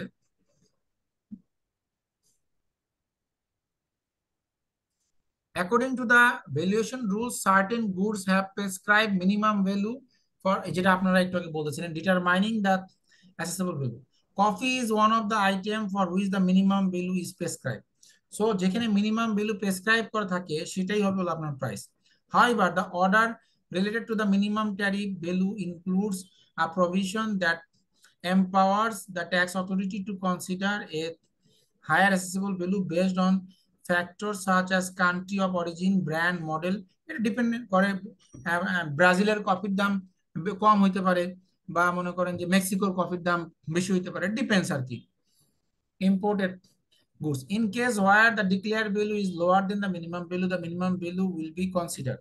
কি বললো, যখন declare value আপনার minimum value থেকে কম হবে, তার মানে ডিক্লেয়ার ভ্যালু ছিল $4 আর মিনিমাম ভ্যালু $4.5, তাহলে আপনাকে মিনিমাম ভ্যালু নিতে হবে, যেটা নিয়ে আমরা অঙ্কটা করলাম। If the declared value exceeded the minimum value, then the declared value will be chosen for assessing the imported goods. তাহলে আপনার যখন এই মিনিমাম ভ্যালু $4.5 আপনি নিয়ে আসলেন $5, তখন কিন্তু ট্যাক্স হবে $5 উপর, তখন কিন্তু মিনিমাম ভ্যালুর উপরে হবে না, স্বাভাবিক। Additionally, the customs authority may increase the declared value if the goods belongs to a premium category. আরো কি বললো, সেই প্রোডাক্ট যদি কোনো প্রিমিয়াম ক্যাটাগরি কিছু হয়, কাস্টমস অথরিটি চাইলে সেখানে আরো ওয়েট দিয়ে আপনার প্রাইসটাকে নির্ধারণ করতে পারে। In the given case, it is stated that the company has gained proven profitability by selling a lower graded coffee than the targeted premium blended coffee. The company is also planning to maintaining lower profitability from the sale of the premium coffee brand Cocoa Zero. The tax authority may take this information into consideration and refuse to assess the imported coffee at the lower price. One possible way forward could be for CKB to complete customs clearance through an on-protest declaration and pay duty and taxes accordingly. Subsequently, CKB may file an appeal, যেটা প্রথমে আমরা আলোচনা করেছি, before the appellate tribunal against the unjustified determination of access. সেক্ষেত্রে আপনি যে মালটা ছাড়ালেন, আপনাকে একটা ব্যাংক গ্যারান্টি দিয়ে ছাড়াইতে হবে, এবং ওই ব্যাংক গ্যারান্টির টাকাটার যে ভ্যাট, সেটা আপনি রিবেট পাবেন না যতক্ষণ পর্যন্ত এটা সলভ হবে। এবং তারপর আপনি অ্যাপিল করলেন, ট্রাইব্যুনাল করে আপনি ফাইট করে যদি যেতেন, তাহলে ওইটা তখন আপনার ওটাকে আপনি পরে অ্যাডজাস্ট করতে পারবেন। It is important to note that since the new coffee brand is positioned as a premium brand, it may be difficult for the company to convince the customs authority to assess the coffee at a lower value. স্বাভাবিক, যেহেতু নতুন কোনো previous কোনো benchmark নাই, তাহলে এটা তাদেরকে convince করা it will be very difficult. CKB may choose to set the value that is the least the minimum value prescribed by the government and provided justification for the price if the customs authority does not agree with the declared value. এবং তাদের কাছে justification চাইতে পারে যে ঠিক আছে, আপনি যে $4.5 করেছেন এর পিছনে লজিক কি। এগুলো করে আপনার সময় নষ্ট, সবই নষ্ট, টাইম, টাকা পয়সা নষ্ট, আলটিমেটলি কোনো কাজ হবে না, তারা যা বলবে তাই হবে আর কি। সো মোটামুটি এই ছিল কোশ্চেন, এই টাইপেরই কিন্তু কোশ্চেন আসবে। আমি এখান থেকে দেখেন আপনার যে কোশ্চেন হয়েছে পাস করার জন্য কিন্তু এইখানেই অনেক মার্কস। দেখেন আপনার 6 নাম্বার কোশ্চেনে আছে 4, 4 8, 3, 4, 5, এখানে 20, ব্যাটে 20 আর 7 আছে হলো 8, 28, 28 আর 4 হলো 32, আর এখানে হচ্ছে হলো 15, তাহলে 32 আর 10 42, 47 মার্কস। আপনি যদি এই 47 মার্কস প্রপারলি আনসার করতে পারেন, এখান থেকে আপনি অ্যাটলিস্ট 35 পাবেন। তাহলে 35 যদি পান আর ওখান থেকে যদি আপনি অনলি 15 তুলতে পারেন, তাহলে কিন্তু আপনার কাজ হয়ে গেল। বুঝতে পেরেছেন? জি স্যার। তো আপনাদেরকে কিন্তু ফোকাস করতে হবে, পাস করার জন্য সবকিছু জানতে হবে নট নেসেসারি, কিন্তু ট্যাকটিক্স অ্যাপ্লাই করতে হবে যে কোন অংশটুকুতে আমি ফোকাস করলে আমার জন্য পাস করা ইজি হবে। অ্যাপ্লিকেশন লেভেল বা প্রফেশনাল লেভেলের ট্যাক্সটা কিন্তু যথেষ্ট কঠিন, সো আপনাদেরকে ওইভাবে করতে হবে, এবং পরীক্ষার আগে আপনাকে মিনিমাম লাস্ট 5টা কোশ্চেন বা 6টা কোশ্চেন আপনাকে ফুল সলভ করে এবং আবার এক্সাম দিয়ে, নিজে নিজে এক্সাম দিয়ে, নিজে খাতায় টাইম ধরে তারপর আপনাকে পরীক্ষা হলে যেতে হবে। আদারওয়াইজ কিন্তু আপনি টাইম ম্যানেজমেন্ট পারবেন না পরীক্ষা হলে গিয়ে।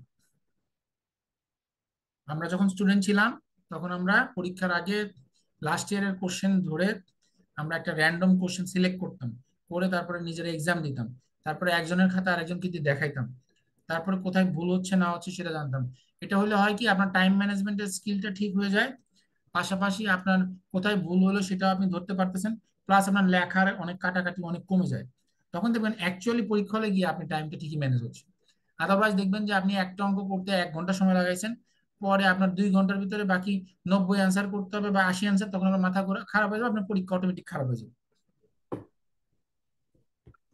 স্যার এই যে আনসারের ভিতরে যে সেকশন রেফারেন্স গুলা স্যার, একটার ভিতরে 5টা 6টা করে সেকশন রেফারেন্স দিয়ে এত রাখছে, কিছু দিতে হবে না। এইটা এটা এটা আপনি বলে দিবেন as per VAT act, as per customs act, as per tax act 2023। যদি আপনার স্পেসিফিক মনে থাকে দিবেন, আদারওয়াইজ এভাবে বলবেন আর কি। ওকে, জি স্যার। স্যার প্রশ্নটা দিয়ে দিন স্যার, এই যে অ্যান্সারটা। তো আপনাদের কাছে নেই এটা? না থাকতে পারে স্যার, এটা এই যে আচ্ছা, চ্যাটে দিয়ে দিয়ে দেন স্যার। আইসিবির ওয়েবসাইটে আছে। দিয়ে দিব, আচ্ছা অসুবিধা স্যার, নেই। যদি চ্যাটে দিয়ে দেন নিয়ে নিতে পারবেন আবার একসাথে।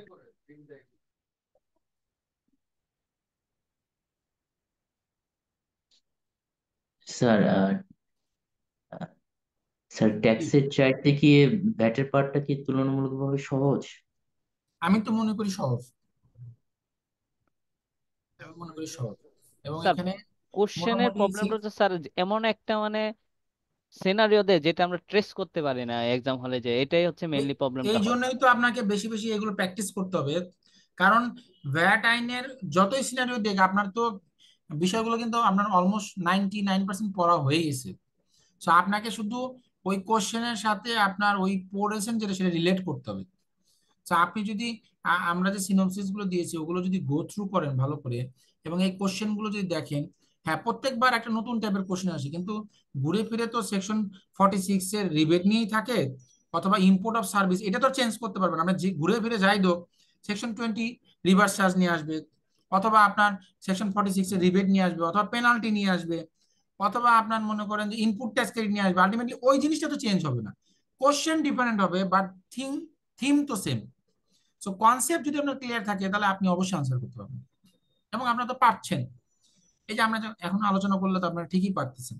হ্যাঁ, হয়তোবা ওইভাবে গুছিয়ে লেখার মতো লেভেলে নাই, এটার জন্য আপনাকে বারবার করে এক্সাম দিতে হবে বা এগুলো সলিউশন করতে হবে, তাহলে আপনার ওই গুছিয়ে লেখাটা চলে আসবে।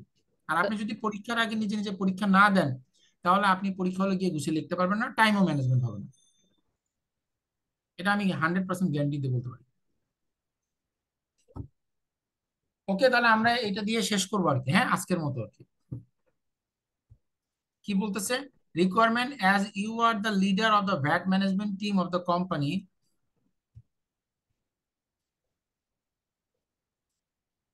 you are the leader of the VAT management team of the company. The management had forwarded the above information and asked you to address the following matters. Compute the net VAT payable that will arise under the both alternative, paying VAT at standard rate and paying at 5% as a trader. বলতেছে যে আপনাকে দুইটা alternative ওয়েতে VAT calculate করতে হবে, standard রেটে করলে কত হবে, 5% রেটে করলে কত হবে। What would be the consequence if input tax will be paid against the locally imported raw material? বলতেছে আপনার কনসিকুয়েন্স কি হবে ইনপুট ট্যাক্স ক্রেডিটের ক্ষেত্রে যদি আপনি locally procure raw material, what would be the consequence of input tax that will be paid against the locally procure raw material. আপনি যে লোকালি যে র ম্যাটেরিয়াল প্রকিউর করেছেন এর উপরে যে ইনপুট ট্যাক্স দিয়েছেন সেটার ইম্প্যাক্ট কি হবে, কনসিকুয়েন্স কি হবে, সেটা ব্যাখ্যা করতে বলা হয়েছে, সেটা আমরা পরে দেখবো। Based on your knowledge and expertise, could you suggest the company and other alternative that can create opportunity to reduce the VAT payable legitimate? অন্য কোনো ওয়ে আছে কিনা, অল্টারনেটিভ আছে কিনা সেটা আপনাকে সাজেস্ট করতে বলেছে। তাহলে আমরা দেখি কোশ্চেন কি।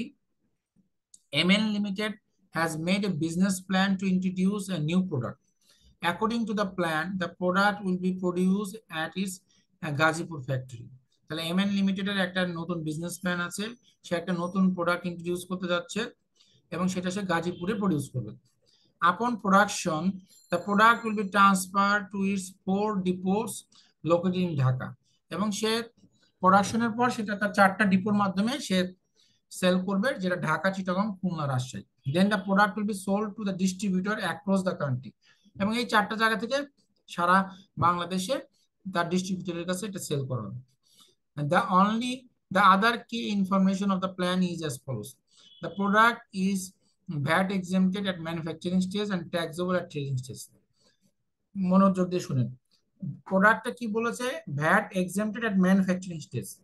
তাহলে একটা প্রোডাক্ট যখন ম্যানুফ্যাকচারিং হচ্ছে তার উপরে কোনো ভ্যাট নাই, বা ট্রেডিং স্টেজে ভ্যাট আছে, তার মানে কি, আপনি যখন ম্যানুফ্যাকচারিং করবেন এর উপরে কোনো আপনাকে ভ্যাট পে করতে হবে না, বাট ওই প্রোডাক্টটা যখন ম্যানুফ্যাকচারিং করে আপনি যখন সেল করতে যাবেন তখন আপনাকে ভ্যাট পে করতে হবে। হ্যাঁ, এটা হলো প্রথম কথা। দ্বিতীয় কথা হলো total monthly revenue is estimated taka 200 million excluding VAT.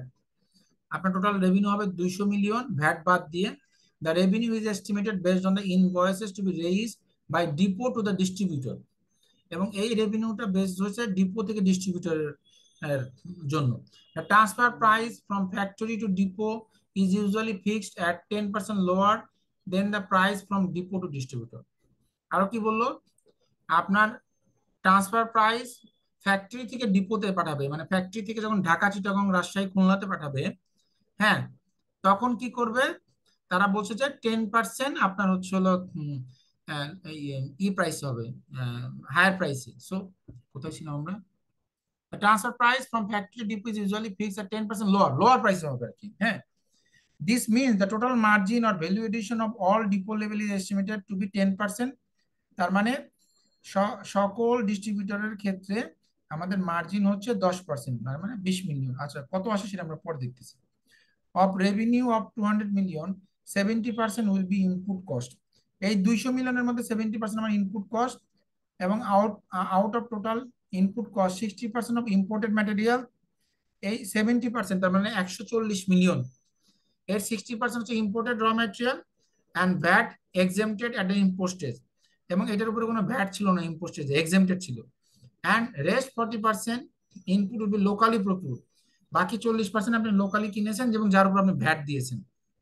VAT is to be payable at the rate of 15% of locally input, আপনি লোকালি যেটা কিনেছেন তার উপর 15% ভ্যাট দিয়েছেন। The margin or value addition at depot level will be comprised of 4% transport cost, 2% rent, 1% electricity cost, and rest is employee and other. তাহলে আপনি দেখেন এই 10% যেটা আছে 10% আবার ভাগ করা হয়েছে, 4% ট্রান্সপোর্ট, 2% রেন্ট, 1% ইলেকট্রিসিটি, 7%, আর বাকিটা হচ্ছে হলো এমপ্লয় রিলেটেড কস্ট, তার মানে 3%। VAT payable on transport is 10% and rent is 15% and electricity 5%. The company has two alternatives to raise invoices from depot to distributor. One is raising invoice by charging VAT at a standard at 15% and taking rebate against the input tax, and the other is raising invoice by charging 5% is a trader. কিন্তু অনেক complicated math আর কি। You are the leader of the VAT management team of the company. The management has forwarded the above information and asked you to address the following matters. Compute the net VAT payable that will arise under the board alternative paying VAT standard rate or 5%. What will be the consequences? Input tax যেটা হলো সেটার উপরে যদি আপনি locally procure করেছেন তার উপরে কি হবে, এবং অল্টারনেটিভ কোনো অপশনস আছে কিনা। এত সহজ না, কিন্তু এটার মধ্যে অনেক প্যাসেজ আছে। বলেন তো আপনারা, দেখি কি হবে। এখানে এখানে তো স্যার হলো কি, যেটা হচ্ছে ক্যালকুলেটিভ কি, স্যার এটা। যেটা এক্সেম্পটেড যেটা হচ্ছে আমার, যে জায়গায় এক্সেম্পটেড ওটা তো আমার কোনো রিবেট হবে না, তাই না? তো যেখানে আমার 40% যেটা লোকাল ই হচ্ছে, প্রকিউরমেন্ট হচ্ছে, ওই পোর্শনে যে আমার সেলসটা আছে, ওই সেলসের যে আমার আউটপুট ভ্যাট 15%, এইটা আমার ক্রেডিট হবে। হ্যাঁ, ডেফিনেটলি এইটা পার্শিয়াল। ওই, হ্যাঁ, বলেন তো পার্শিয়াল সেলসটা হচ্ছে আর কি। হ্যাঁ হ্যাঁ, পার্সিয়ালটা হচ্ছে। আর যেটা 5%-এ যাচ্ছে সেটা তো আমার এখানে ক্রেডিটের কোনো অপশন নাই। তাইলে এখানে তাহলে ওই বাকি রেট গুলা দিয়ে আমি ভ্যাট ক্যালকুলেশন করে ইনক্রিজ তারপরে ইনক্রিজিং অ্যাডজাস্টমেন্ট ডিক্রিজিং অ্যাডজাস্টমেন্ট দিয়ে তখন আমার পুরোটা বের করতে হবে। এটা হলো মানে প্রসেসটা ওভারঅল বললাম আপনাকে এটা আর কি টু স্যার। কলাম মেথডে করতে হবে। একটা হলো অপশন 1 যে আপনার 15% রেট, অপশন 2 হচ্ছে হলো 5% রেট। 5% রেট, হ্যাঁ। এটা করে দিয়ে তারপরে হুম। আউটপুট দেখাইতে হবে 200 মিলিয়ন, এর উপরে ভ্যাট দেখাইতে হবে, এরপরে ইনপুট দেখাইতে হবে, ইনপুটের উপরে যদি কোনো ভ্যাট থাকে সেটাকে আনতে হবে, যেটার ক্ষেত্রে যেটা রিবেটেবল হবে সেটাকে মাইনাস করতে হবে। তারপরে যে আদার কস্ট যেগুলো আছে তার উপরে যেগুলো ভ্যাটের ইমপ্লিকেশন আছে, যেটা 15% সেটার উপর রিবেট পাবেন, যেখানে 15% না 5% সেটা সব কস্ট টু দ্য কোম্পানি হবে। কষ্ট। এরপরে আপনার প্রফিট মার্জিন বের করে দেখতে হবে যে which one is better for us আর কি। হ্যাঁ, আমরা তো দেখি। 15%টাই তো বেটার হবে সবসময়। আই হোপ সো, দেখা যাক।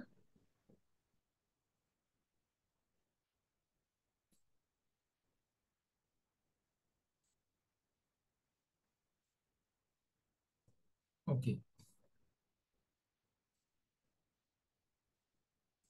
সব ব্যাকগ্রাউন্ড নিয়ে আমাদের আলোচনার কিছু নাই, খালি এখানে বলতেছে as the depot are registered as trader, VAT will be payable at the rate of 5% while selling goods to the distributor by the depot।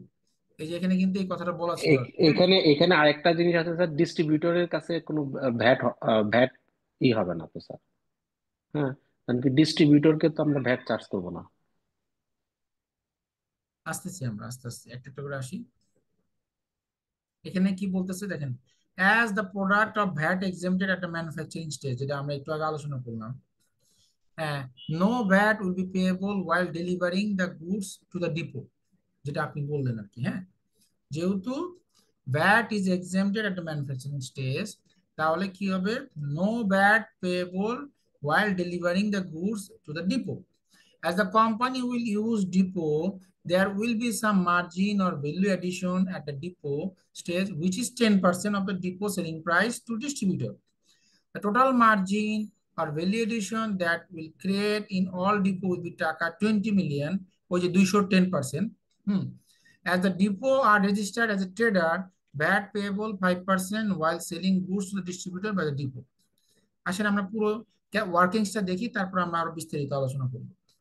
So ওই যে 10% প্রথমে যেটা বললো, ওই 10% 20 মিলিয়নকে তারা 10% টাকাটাকে এখানে ভাগছে, ভাঙা হয়েছে। এখানে দেখেন 8 4 12 12 13 14 6, এখানে ভুল আছে, এখানে 10 না, এটা 20 হবে আর কি। হ্যাঁ, দেখেন 8 4 12 12 আর 2 14 14 আর 6 20 হয়, এখানে 10 কিভাবে হবে, এটা 20 হবে আর কি। হ্যাঁ, সো আপনার ট্রান্সপোর্ট ছিল 8 মিলিয়ন, বলা ছিল 8 মিলিয়নের উপর আমি ভ্যাট দিয়েছি 80%, তাহলে ট্রান্সপোর্টের ভ্যাট ওই সময়কার আইন অনুযায়ী 80% রিবেট অ্যালাউবল ছিল।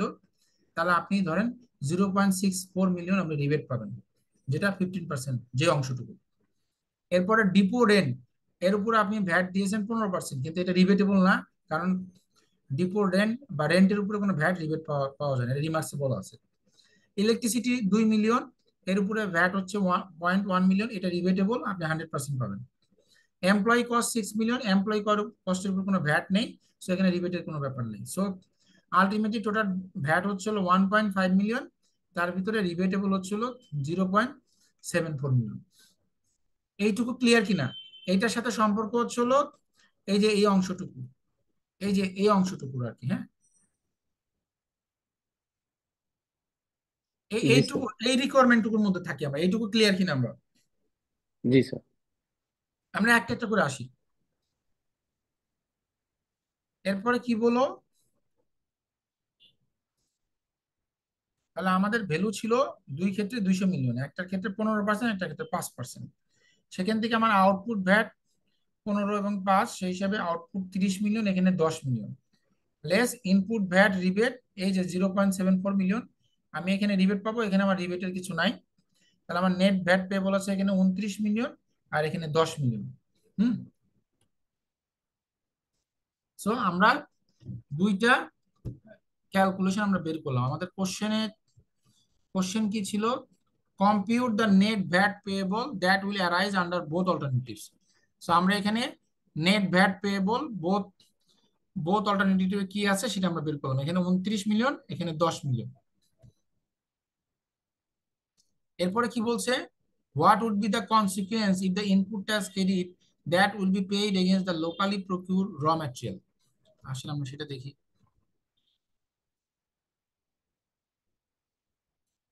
The product is VAT exempted at the manufacturing stage. This means there will be no output VAT against the supply of the product from the factory.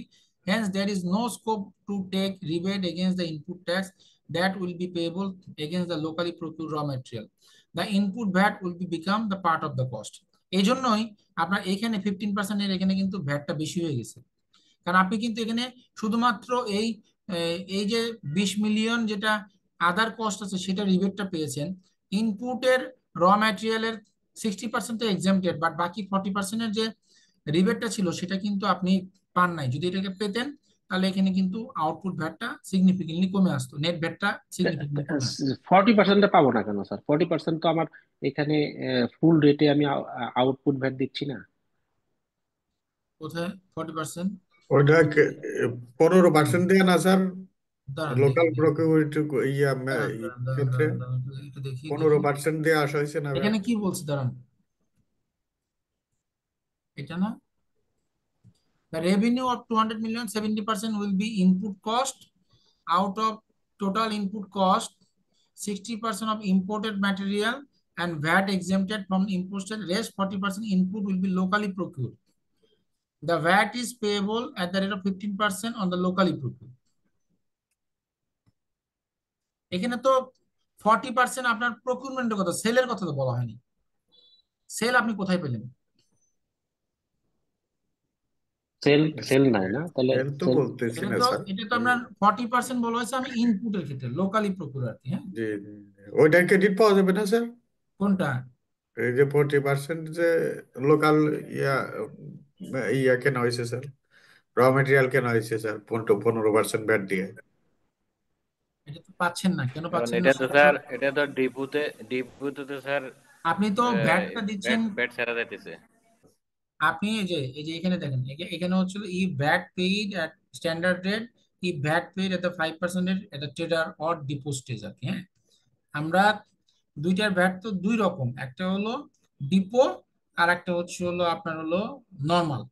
নর্মালের ক্ষেত্রে আমি 15% দিচ্ছি, ডিপোর ক্ষেত্রে আমি 5% দিচ্ছি। 5%-এর ক্ষেত্রে তো আমার রিবেটের কোনো ইস্যু আসতেছে না। হ্যাঁ, আপনাদের কোশ্চেন হচ্ছে যে আমি তাহলে এই 40%-এর রিবেটটা কেন পাইলাম না, এটা তো question. G sir, G sir. MN Limited made business plan, product for depot, then the product is sold distributor across the country. The product is VAT exempted in manufacturing stage and taxable trading stage. Product is VAT exempted at manufacturing stage, but trading stage VAT applicable. এবং trading স্টেজে তো সে 15% দিচ্ছে, তাই না? Trading স্টেজে তো সে 15% trading স্টেজে তো ভ্যাট দিল, তাহলে ম্যানুফ্যাকচারিং স্টেজে নাই বা ট্রেডিং স্টেজে দিল, তারপর সে ভ্যাটও দিয়েছে।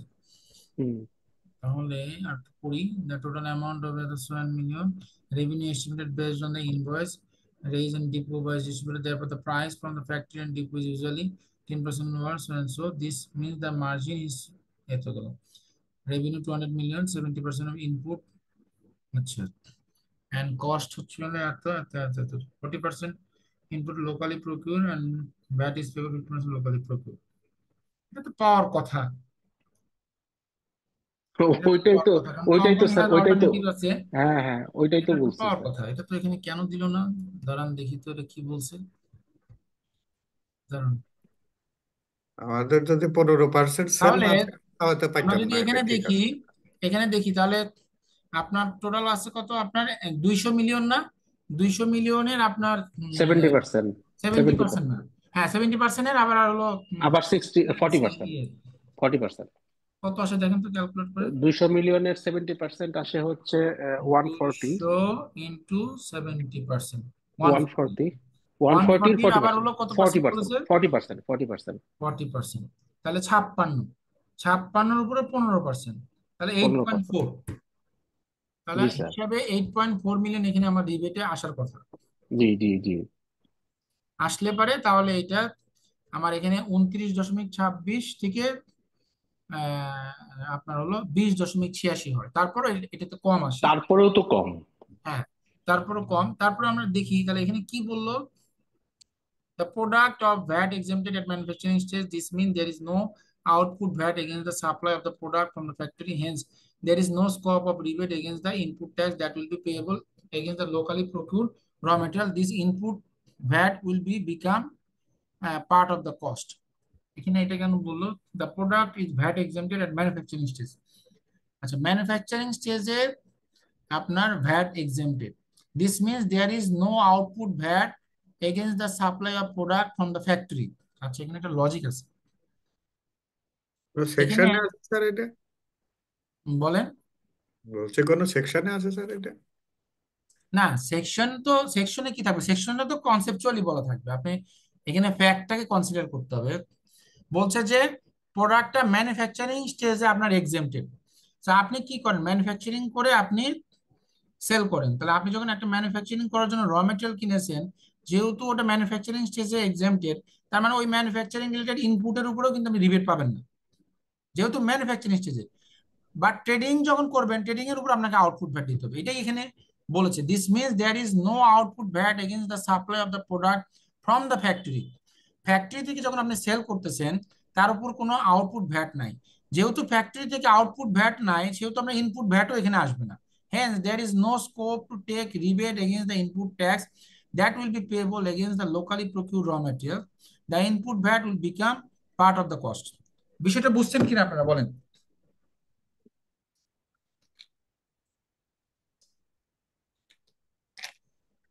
আমি আবার একটু বলি। ধরেন কোশ্চেনে যদি আমরা যাই,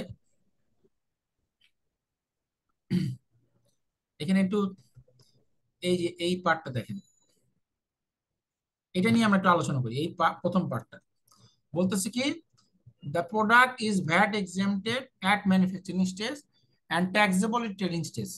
তার মানে আপনি যখন কোনো একটা প্রোডাক্ট ম্যানুফ্যাকচারিং করতেছেন, সেটা যদি তার আউটপুট ভ্যাট এক্সেম্পটেড হয়, তাহলে তার রিলেটেড ইনপুটও কিন্তু এক্সেম্পটেড। তার মানে ইনপুটে আপনি কিন্তু কোনো কিছু রিবেট পাচ্ছেন না। কিন্তু এখানে একটা প্যাচ দিয়ে দিচ্ছে, যদি আপনি ম্যানুফ্যাকচারিং করার পর যখন ট্রেড করতে যাবেন, ওই ট্রেডের উপর আপনাকে ভ্যাট দিতে হবে। এখন ট্রেডের উপরে আপনাকে যদিও ভ্যাট দিতে হচ্ছে, কিন্তু ম্যানুফ্যাকচারিং করার সময় যেহেতু আপনার এটা এক্সেম্পটেড ছিল, সেই জন্য আপনি এই ইনপুট ট্যাক্স ক্রেডিটটা পাইলেন না। যদি এই কথাটা বলা না থাকতো, ফান্ডামেন্টাল প্রিন্সিপাল অনুযায়ী, যে এটা যদি বলা থাকতো যে যে এই প্রোডাক্টটা ম্যানুফ্যাকচারিং স্টেজে এক্সেম্পটেড না, তাহলে কিন্তু অবশ্যই আপনি এই রিবেটটা পাইতেন। আর যেহেতু ম্যানুফ্যাকচারিং স্টেজে এটা এক্সেম্পটেড, কারণ এসআরও দিয়ে কিছু কিছু প্রোডাক্টের ক্ষেত্রে ম্যানুফ্যাকচারিং স্টেজে, কিছু কিছু ক্ষেত্রে ট্রেডিং স্টেজে, কিছু কিছু ক্ষেত্রে আপনার সার্ভিস স্টেজে এক্সেম্পটেড করা হয়। যে পরীক্ষার খাতায় তো স্যার, পরীক্ষার হলে তো স্যার এটা এত ক্রিটিক্যাল জিনিস মাথায় নেওয়া তো কোয়াইট না, ডিফিকাল্ট। এটা পরীক্ষার হলে আসলেই না। তবে আপনাদেরকে যে এইটা দিয়ে আপনাকে একটা আলাদাভাবে একটা লাইন করে দিয়েছে, এটা আন্ডারস্ট্যান্ডিং এর জন্য। এখানে কনসেপচুয়ালি একটা সূক্ষ্ম মারপ্যাচ আছে। যেহেতু আমি প্রোডাক্টটা কি করি, আমি আগে ম্যানুফ্যাকচারিং করি, এবং এসআরও সবসময় মাথায় রাখতে হবে, এসআরও দিয়ে যখন কোনো কিছু এক্সেম্পটেড হয়, সেটা শুধু একটা স্টেজে এক্সেম্পটেড হয়, অন্য স্টেজে কিন্তু হয় না। সো আপনি যেহেতু ম্যানুফ্যাকচারিং করে সেল করতেছেন, সেলের সময় আপনার ভ্যাট আছে, কিন্তু ম্যানুফ্যাকচারিং এর সাথে রিলেটেড কস্ট আপনার কস্ট না, যেহেতু আপনি ওটা এক্সেম্পটেড।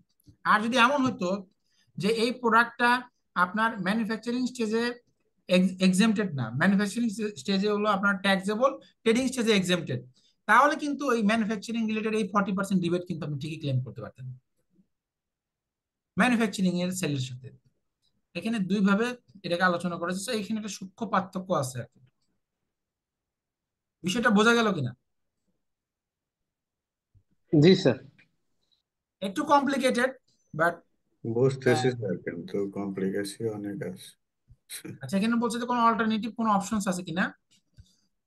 তো অল্টারনেটিভ অপশনস এর ক্ষেত্রে কি বলা হচ্ছে, the company has plan to sell the product through depot. As a result, it has created two layers of manufacturing and selling the product. As the depot operation is treated as a trading activity, the benefit of tax exemption on manufacturing stage gets inverse in the depot stage. Hence, the company can eliminate the layer of the depot and deliver the goods directly from the factory. দরকার কি আছে, আমি directly factory থেকে করলাম, আমার depot দিয়ে হওয়া দরকার নাই। If it does so, it can avoid the depot level VAT completely. However, VAT on transportation cost cannot be claimed as input tax credit which is very small amount compared to the output VAT payable at the depot stage. তার মানে বললো যে আমি ডিপোর ভ্যাটটা যদি আমি eliminate করতে পারি তাহলে এটা আমার জন্য বেটার। যদি আমি ট্রান্সপোর্টের রিবেটটা পাবো না, কিন্তু ট্রান্সপোর্টের রিবেট আর কয় টাকা, এখানে ট্রান্সপোর্টেশনের রিবেট হচ্ছে হলো মাত্র 0.64 মিলিয়ন। আমি এটা করে যদি আমি ডিপো লেভেলের পুরো ভ্যাটটাকে এলিমিনেট করতে পারি তাহলে আমি নর্মালি ফ্যাক্টরি থেকে ডিরেক্টলি সেল করবো। আজকের মতো এইখানেই থাকুক, নেক্সট ক্লাসে আমরা বাকিটা আলোচনা করবো। ঠিক সরি, আছে, আমার আজকে একটু ঠিক পার্সোনাল আছে, কাজ আছে, ঠিক আছে স্যার, ঠিক আবার আছে স্যার, মনে করেন না আর কি। হ্যাঁ, ঠিক নো আছে ইস্যু স্যার। স্যার। হ্যাঁ, আমরা নেক্সট ক্লাসে বাকিগুলো শেষ করে দিব আর কি। হ্যাঁ, ঠিক এবং আছে আমার স্যার। কাছে এই এই কোশ্চেনের বাইরেও আমার কাছে কিছু ডেমো কোশ্চেন আছে, প্র্যাকটিক্যাল কিছু এক্সাম্পল আছে অডিট রিলেটেড, আমরা ওগুলো নিয়ে আলোচনা করবো আর কি। হ্যাঁ, ঠিক আছে স্যার। জি স্যার। আপনারা একটু দয়া করে শুধু প্রেজেন্ট থেকে না please. G sir. Sir July আগস্টে ওইটা একটু দিয়ে দেন স্যার। হ্যাঁ, সরি, জুলাই আগস্টের ওইটা একটু ওই সেটে দিয়ে দেন স্যার। ও আচ্ছা আচ্ছা আচ্ছা, দাদা আমি দিয়ে দিচ্ছি। Please। ঠিক আছে, আমি চ্যাট বক্সে, এখানে চ্যাট বক্সটা করি।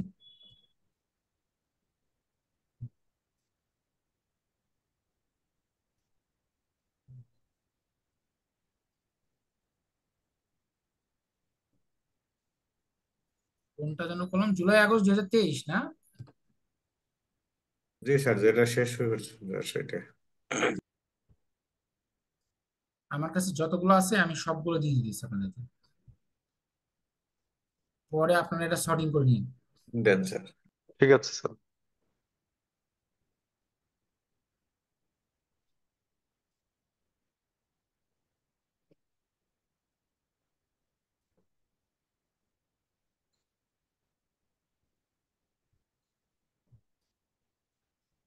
দেখেন তো পেয়েছেন কিনা।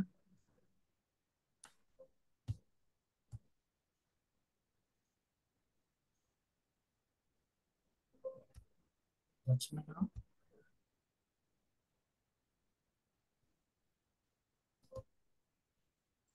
বুঝলাম। চ্যাটে গিয়ে আমাকে কি করতে হবে, এটা তো আমাকে ফাইল, ও সরি আমি তো ভুল জায়গায়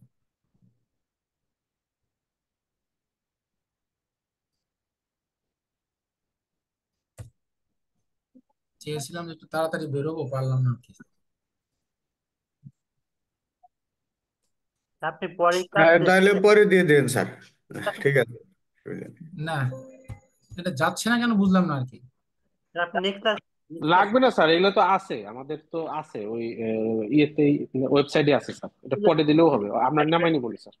ঠিক আছে স্যার, থাক, অসুবিধা নেই। যার কাছে নেই সে একটু ওনাকে একটু শেয়ার করে দেন। আচ্ছা ঠিক আছে স্যার, আমি শেয়ার করে দিব স্যার। ভাই আমাদের গ্রুপে একটু দিয়ে দেন। সরি, আমার একটু তাড়া আছে আর কি, এই জন্য আর ঠিক কি। আছে স্যার, সমস্যা নেই। এই যে গেছি গেছি গেছি আর কি। হ্যাঁ, দেখেন গেছি, এখন গেছি না।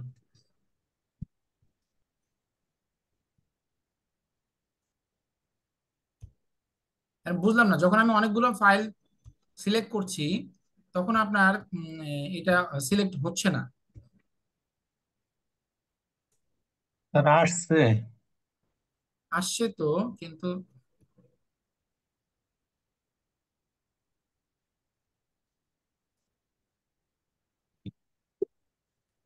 এই সব দিয়ে দিয়েছি দেখেন।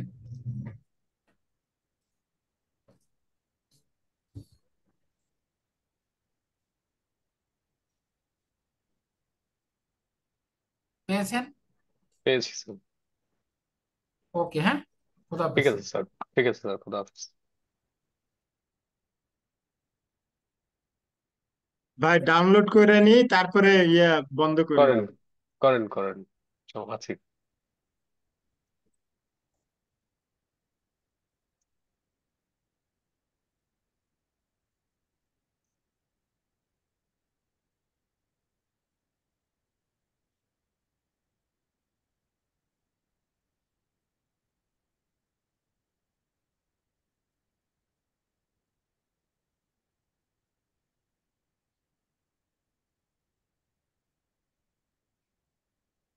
ওয়াকিল ভাই কি অবস্থা, কি খবর, কি ওই যে 11টার দিকে আসেন তো আপনি নাকি?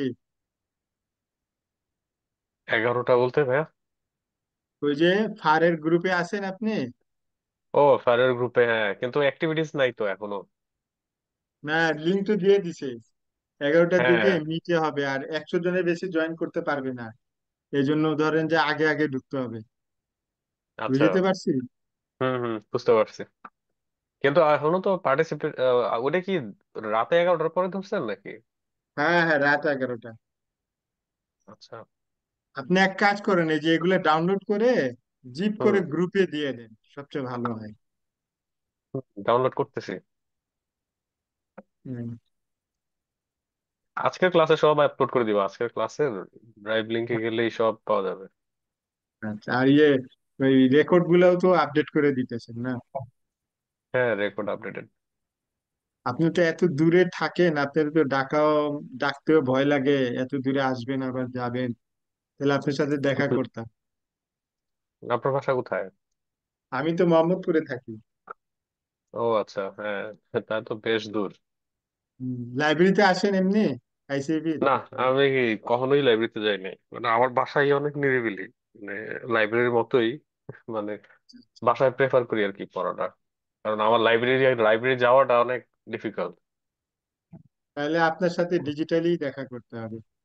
উত্তরা থেকে, কিন্তু মোহাম্মদপুর গেলে ফোন দিব আপনাকে। আচ্ছা, দিন, কোনো সমস্যা নেই। কিন্তু শুধুমাত্র লাইব্রেরির জন্য এখান থেকে কারণ বাজার যাই না আসলে। আচ্ছা, আমাদের ক্লাসটা শেষ হবে কবে ওভারঅল? ফেব্রুয়ারি শেষ দিকে। ফেব্রুয়ারি শেষ দিকে। হুম ক্লাস শেষ হলে তাহলে ওই যে লেখাপড়া নিয়ে একটু কথা বলতাম, কিভাবে কি হুম, স্টাডি করা তখন তো যায়। একটু স্পেস খালি হবে, হ্যাঁ, আমাদেরও টাইম টাইম স্পেস কিছুটা পাবো। এখন তো পাওয়াই পসিবল হচ্ছে না।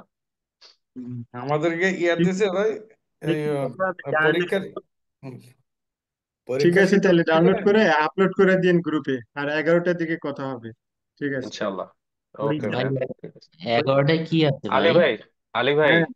জি। আমার আজকে আজকে আমি একটা কাজে যাব বুঝছেন, মানে এই একটু পরেই বেরোবো, আচ্ছা মোহাম্মদপুর যাব, আমার আস্তে আস্তে একটু দেরি হইতে পারে। আমি নিজে ড্রাইভ আচ্ছা করি তো, বাস টাসে হলে হয়তো ইয়ে করতাম, জয়েন করতে পারতাম। তো আচ্ছা আচ্ছা। আজকে জয়েনিংটা মিস হইতে পারে, তারপর আমি আজকে তাড়াতাড়ি আসলে জয়েন করে ফেলবো রে। আজকে তো ওই যে IS-33 ওইটার উপর হবে ক্লাসটা। আচ্ছা, ঠিক আছে। আমি টপিক দিয়ে দিছি। হার্ড অ্যান্ড সোল ট্রাই করবো যে জয়েন করার। যে করাবে উনি তো ওই যে FCCA, তো আচ্ছা আচ্ছা। মোটামুটি যেহেতু ফার্স্ট অ্যাটেম্পটেই ফার্টটা পাস করছে, হুম। তো ভালো আইডিয়া আছে, বুঝাই যাইতেছে। তো মানে টিপস এন্ড ট্রিক্স গুলা ভালো পাওয়া যাবে, এটা বুঝা গেছে। উনি আমি ওনার সাথে কথা বলেছি, তো উনি কোঅপারেট ভালো কোঅপারেশন করে আর কি। হ্যাঁ, আপনার হ্যাঁ হ্যাঁ হ্যাঁ। গুলা সলভ করতে ট্রাই করবে লিস্ট। হুম। জুবাইর ভাই কি আছেন ওই গ্রুপে? আমি আসলে পার্টিসিপেট হওয়ার নাম নাম মনে নাই। জুবাইর ভাই কি আছেন ওইটাতে? না ভাই, আমি মানে এই সেমিস্টারে পার্ট দিব না, তো তো তার মানে আমি এখন আসলে করে লাভ নাই। হ্যাঁ, কারণ আচ্ছা আচ্ছা। আমরাই চাই, আমি ওই যে FM টা দিব, ট্যাক্স দিব, তারপর হুম। আই দিব, আর হলো কর্পোরেট ল দিব, এগুলা প্ল্যান করছি আপাতত। দেখা যাক কি হয়। তো এখন আর আমি ওইটা পার্টটা ধরতে চাচ্ছি না আর কি, বুঝছেন। FM কি আপনি শুধু ম্যানুয়াল থেকেই পড়তেছেন, না ওই যে ইংল্যান্ডে ICAW ইয়ে কোশ্চেন ব্যাংকটা সলভ করতেছেন? আমি FM ম্যানুয়াল প্লাস একটু কোশ্চেন গুলা দেখার চেষ্টা করতেছি। হ্যাঁ, সাজেস্টেড অ্যান্সার। অ্যান্সার, জি। আর ইয়ে ICAW এর কোশ্চেন ব্যাংক ওইটা? SKW কোশ্চেন ব্যাংক আমি ধরিনি এখনো, কারণ আসলে বেসিকটা ক্লিয়ার না করে তো কোশ্চেন ওগুলা ধরে ঝামেলা করতে হবে। হ্যাঁ, যার কারণে হয়তো ইনশাল্লাহ ধরবো, এর মধ্যেই ধরবো, কিন্তু আগে একটু ম্যানুয়ালটা কারণ বেসিক্যালি ম্যানুয়াল থেকেই কোশ্চেন গুলা আপনার আসে। বেশি এইবার আছে। কোশ্চেন ম্যানুয়াল থেকে স্টেট উঠাই দিছে। হ্যাঁ, মানে ওই যে কনসেপ্টটা ক্লিয়ার করার জন্য, হ্যাঁ, এখন একটু কোশ্চেন সহজ হবে যেহেতু আপনার সিলেবাসটা চেঞ্জ হয়েছে, এখন আর কি অ্যাটেন্ড করাটা আমি আমার দু- মনে হয় বেটার। আমি দুইটা কোশ্চেন হয়তো ম্যানুয়াল থেকেই উঠাই দিবে, আপনি যদি প্রপারলি ম্যানুয়ালকে হুম। ফলো করতে পারেন তাহলে দেখা যাবে যে ঠিকই কাজ কাজ হবে। হুম। ঠিক আছে ভাই, থ্যাংক ইউ। ওকে ভাই, জি জি, আসসালামু আলাইকুম। ওয়ালাইকুম আসসালাম। এইখানে যারা আছেন এখনো 38 জন দেখতেছি, শুনতে পাচ্ছেন। আপনারা যদি কোনো গ্রুপে অ্যাড হতে চান, এখন ফাইন্যান্সিয়াল ম্যানেজমেন্টের একটা গ্রুপ আছে, রানিং, তারপর হচ্ছে এফএআরটা তো আপনারা শুনলেনই। কেউ যদি মানে ইন্টারেস্টেড হন তাহলে পার্সোনালি মেসেজ দিয়ে, আলী ভাই আছে, আমি আছি। মানে কারো জন্য যদি সুবিধা হয় কোনোটাতে পার্টিসিপেট করা। ওয়াকিল ভাইয়া ওয়াকিল ভাই এফএম এর লিঙ্কটা দিয়েন তো আমারে। আচ্ছা, এফএম এর লিঙ্ক আপনাকে দিয়ে দিব না, কিন্তু এফএম এর লিঙ্কের সাথে আপনি ম্যাচ করতে পারবেন না। ওদের ক্লাস হয় যে আমার এখন ক্লাসের মাঝখানে ওদেরটা শুরু হয়েছে 8টার দিকে, মানে এটা এক্স ব্যাচ আজকে, রানিং ব্যাচ নিয়ে হচ্ছে না। ও আচ্ছা আচ্ছা আচ্ছা। মানে আপনি কি ওনাদের করতেছেন? এখনো চলতেছে, মানে ওনাদের ক্লাসের ডিসকাশন এখনো চলতেছে। মানে আমি আর টাইম ম্যাচ হয় না তো, পরে বুঝতে পারছি আমি বুঝতে পারছি। অ্যাডমিনকে বলছি যে আমার ক্লাস শেষ হওয়ার পর আমি ওটাতে অ্যাক্টিভ হবো। আচ্ছা এই ওয়াকিল আমাদের ভাই ক্লাসগুলি কারা আমাদের ব্যাচে যারা এফএম দেবেন তারা একটা ব্যাচ করেন। হ্যাঁ এটা করতে পারেন, হুম, এটা করতে পারেন। মনে হয় যে কোনো সেটা ভালো। একজন করেন গ্রুপে, মানে দায়িত্ব নিয়ে যে কোনো একজন করলেই হবে। যে দায়িত্বশীল কাউকে খুঁজে পাইতে হবে তো। এটাই তো কোশ্চেন, সবাই তো বিজি। হ্যাঁ, এই আর কি।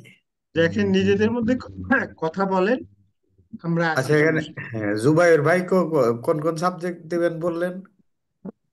জুবাইর ভাইয়ের কথা শুনলাম বোধহয় এর আগে। এফএম, ট্যাক্স আর কি কর্পোরেট ল না এরকম কিছু বললেন না? আছে হ্যাঁ জুবাইর ভাই? এটাই তো বলছি, ছিল। ছিল না? হ্যাঁ, আচ্ছা আচ্ছা। আচ্ছা ভাই এই ট্যাক্সি ক্লাসগুলি কারা নিবে, কারা ক্লাস করাবে? Group study, group study. Group study এনারা এখানে যারা আছে মোটামুটি ভালো সিনিয়রও অনেক পার্সন আছে, মানে আমাদের এবং চাইতে যে বেটার জানে তা তো কথা বললে বোঝা যায়, ডিসকাশনে আরেকটা ব্যাপার জয়েন করলে হচ্ছে বোঝা যায়। গ্রুপ স্টাডি কিন্তু বেশি মাত্রায় ইফেক্টিভ, ক্লাসের চাইতে বেশি ইফেক্টিভ। ক্লাসের চাইতে আপনার অনেক অলমোস্ট বেশি এফেক্টিভ। পড়াটাই হয়ে যায় গ্রুপ স্টাডি নিয়ে। আর ঠিক গ্রুপ ফার্দার স্টাডি আপনার অনেক কাজে লাগে। হুম, প্রফেশনাল লেভেলে তো গ্রুপ স্টাডি ডেফিনেটলি, এটা ছাড়া আপনার মানে পাস করাটা এত সহজ। ভাইয়া ট্যাক্সের কি কোনো গ্রুপ করছেন? না না, ট্যাক্সের কোনো গ্রুপ নেই এখন আপাতত। এফএআর আর এই ফাইন্যান্সিয়াল ম্যানেজমেন্ট, এই দুইটাই আছে।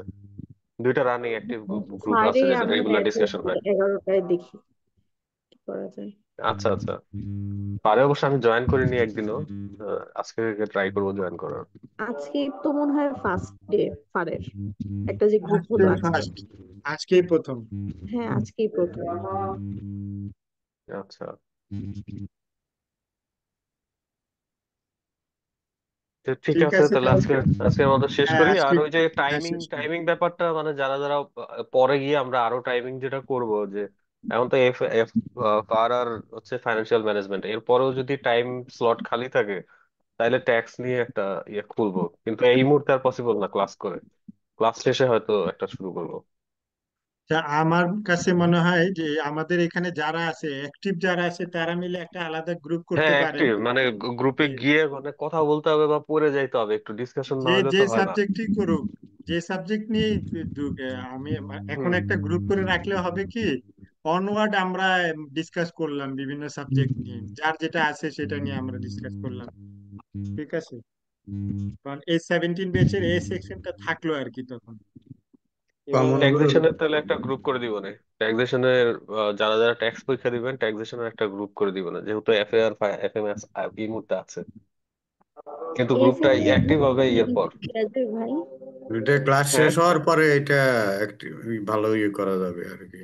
হ্যাঁ, ক্লাস শেষ হওয়ার পর ট্যাক্সেরটা আর কি শুরু করতে পারবে, এখন তো পসিবলই না। এফএমও পসিবল না, ওই এফএআরটা একটু পসিবল, যে 11টার পরে যদি জয়েন করি। যেহেতু একটা শুরু করে ফেলছে তখন দ্বিতীয়টা তো আর এখন আস্তে শুরু আস্তে, করা সম্ভব হ্যাঁ না। আমরা আস্তে আস্তে ওই গ্রুপ থেকেও দেখা গেছে পরে আমরা আলাদা আলাদা গ্রুপ ইয়ে করতে পারবো, যেহেতু অ্যাক্টিভ পিপল পাওয়া যাবে। তবে তবে মাথায় রাখেন এই ভেজাল কিন্তু সবাই নিতে পারে না, বুঝছেন? হয়তো ওয়াকিল ভাই মনে হয় পারবেন, আমার বিশ্বাস হচ্ছে। আল্লাহ ভরসা, দেখা যাক। আসলে এরকম পাওয়া যায় না কি কি কারণে। সিএল এ আমি এরকম গ্রুপ করেছিলাম, সবাই জাস্ট জয়েন করে, বুঝছেন প্রবলেমটা কি, সবাই জয়েন করে শোনার জন্য, কিন্তু পার্টিসিপেন্টস অনেক থাকে কিন্তু কেউ কথা বলতে চায় না, মানে ওটা নিয়ে পড়েও আসে না, এই হচ্ছে মুশকিল। মানে আমি না, একা কথা বলতে হবে, এই হচ্ছে এই প্রবলেম। এই এইখানে ভাই এটা গ্রুপ করতে হবে। সবাই সবকিছু জানবে এমন কোনো কথা নাই, সিনিয়রও কম জানে এমনও আছে, হ্যাঁ, না বুঝছেন? জানলেও আবার ডিসকাশনে তো পার্টিসিপেট করতে হ্যাঁ, হবে, আবার আমি একা আবার কথা যে বললে তো লাভ নেই। আবার যে জুনিয়র আছে সেও অনেক বেশি জানে, এরকম এরকম অনেক আছে। সুতরাং এটা নলেজ শেয়ারিং। সো এখানে সিনিয়র জুনিয়র বলতে কিছু নাই, যে যেটুকু জানে সেটুকু। আমি কম জানতে পারি, তারপরে আমি কথা বললে সমস্যা তো নাই কেন? না স্যারদের না, কাছে ভাই বলা হয় না, অবশ্যই। সেটা অন্য বিষয়। যেই হ্যাঁ আসবে ভাই নিজের স্বার্থের জন্যই আসবে, কারণ আমার পাস করা লাগবে, ঠিক না? হ্যাঁ আমি হ্যাঁ, কোশ্চেন না করে বসে থাকলে তো সেটা তো তার লস। ঠিক রাইট। আছে, সেটাই। প্রবলেম তারটা তাকেই সলভ করতে হবে, এটাই স্বাভাবিক, কেউ কারোটা করে দিবে না। আর এখানে আসবেই হচ্ছে গিয়ে সবাই নিজের নিজের স্বার্থের জন্যই আসবে, মানে ডিরেক্ট কথা একেবারে। হ্যাঁ, নিজের ডেভেলপমেন্টের জন্য আসবে, এটাই কথা। হ্যাঁ, আর সেই সাথে পাশাপাশি আরেকজনের হবে, এই আর কি। এই হ্যাঁ কমিউনিকেশন যদি থাকে, মানে আমরা এখন যারা কথা বলতেছি এরা কমিউনিকেশনে যদি হ্যাঁ থাকি, ভাই, খুব বেশি মানুষ প্রয়োজন হবে না। এই কমিউনিকেশনে যারা আছি তারাই গ্রুপ চালিয়ে নিতে পারবো আশা করি, ইনশাল্লাহ। ক্লাস শেষ হওয়ার পর। ইনশাল্লাহ। হ্যাঁ, ঠিক ইনশাআল্লাহ। আছে, তাহলে ঠিক আছে। কি যেতে পারি এখন? হ্যাঁ, আল্লাহ ওকে, হাফেজ। আসসালামু আল্লাহ আলাইকুম। হাফেজ সবাইকে। ওয়ালাইকুম আসসালাম। আল্লাহ হাফেজ।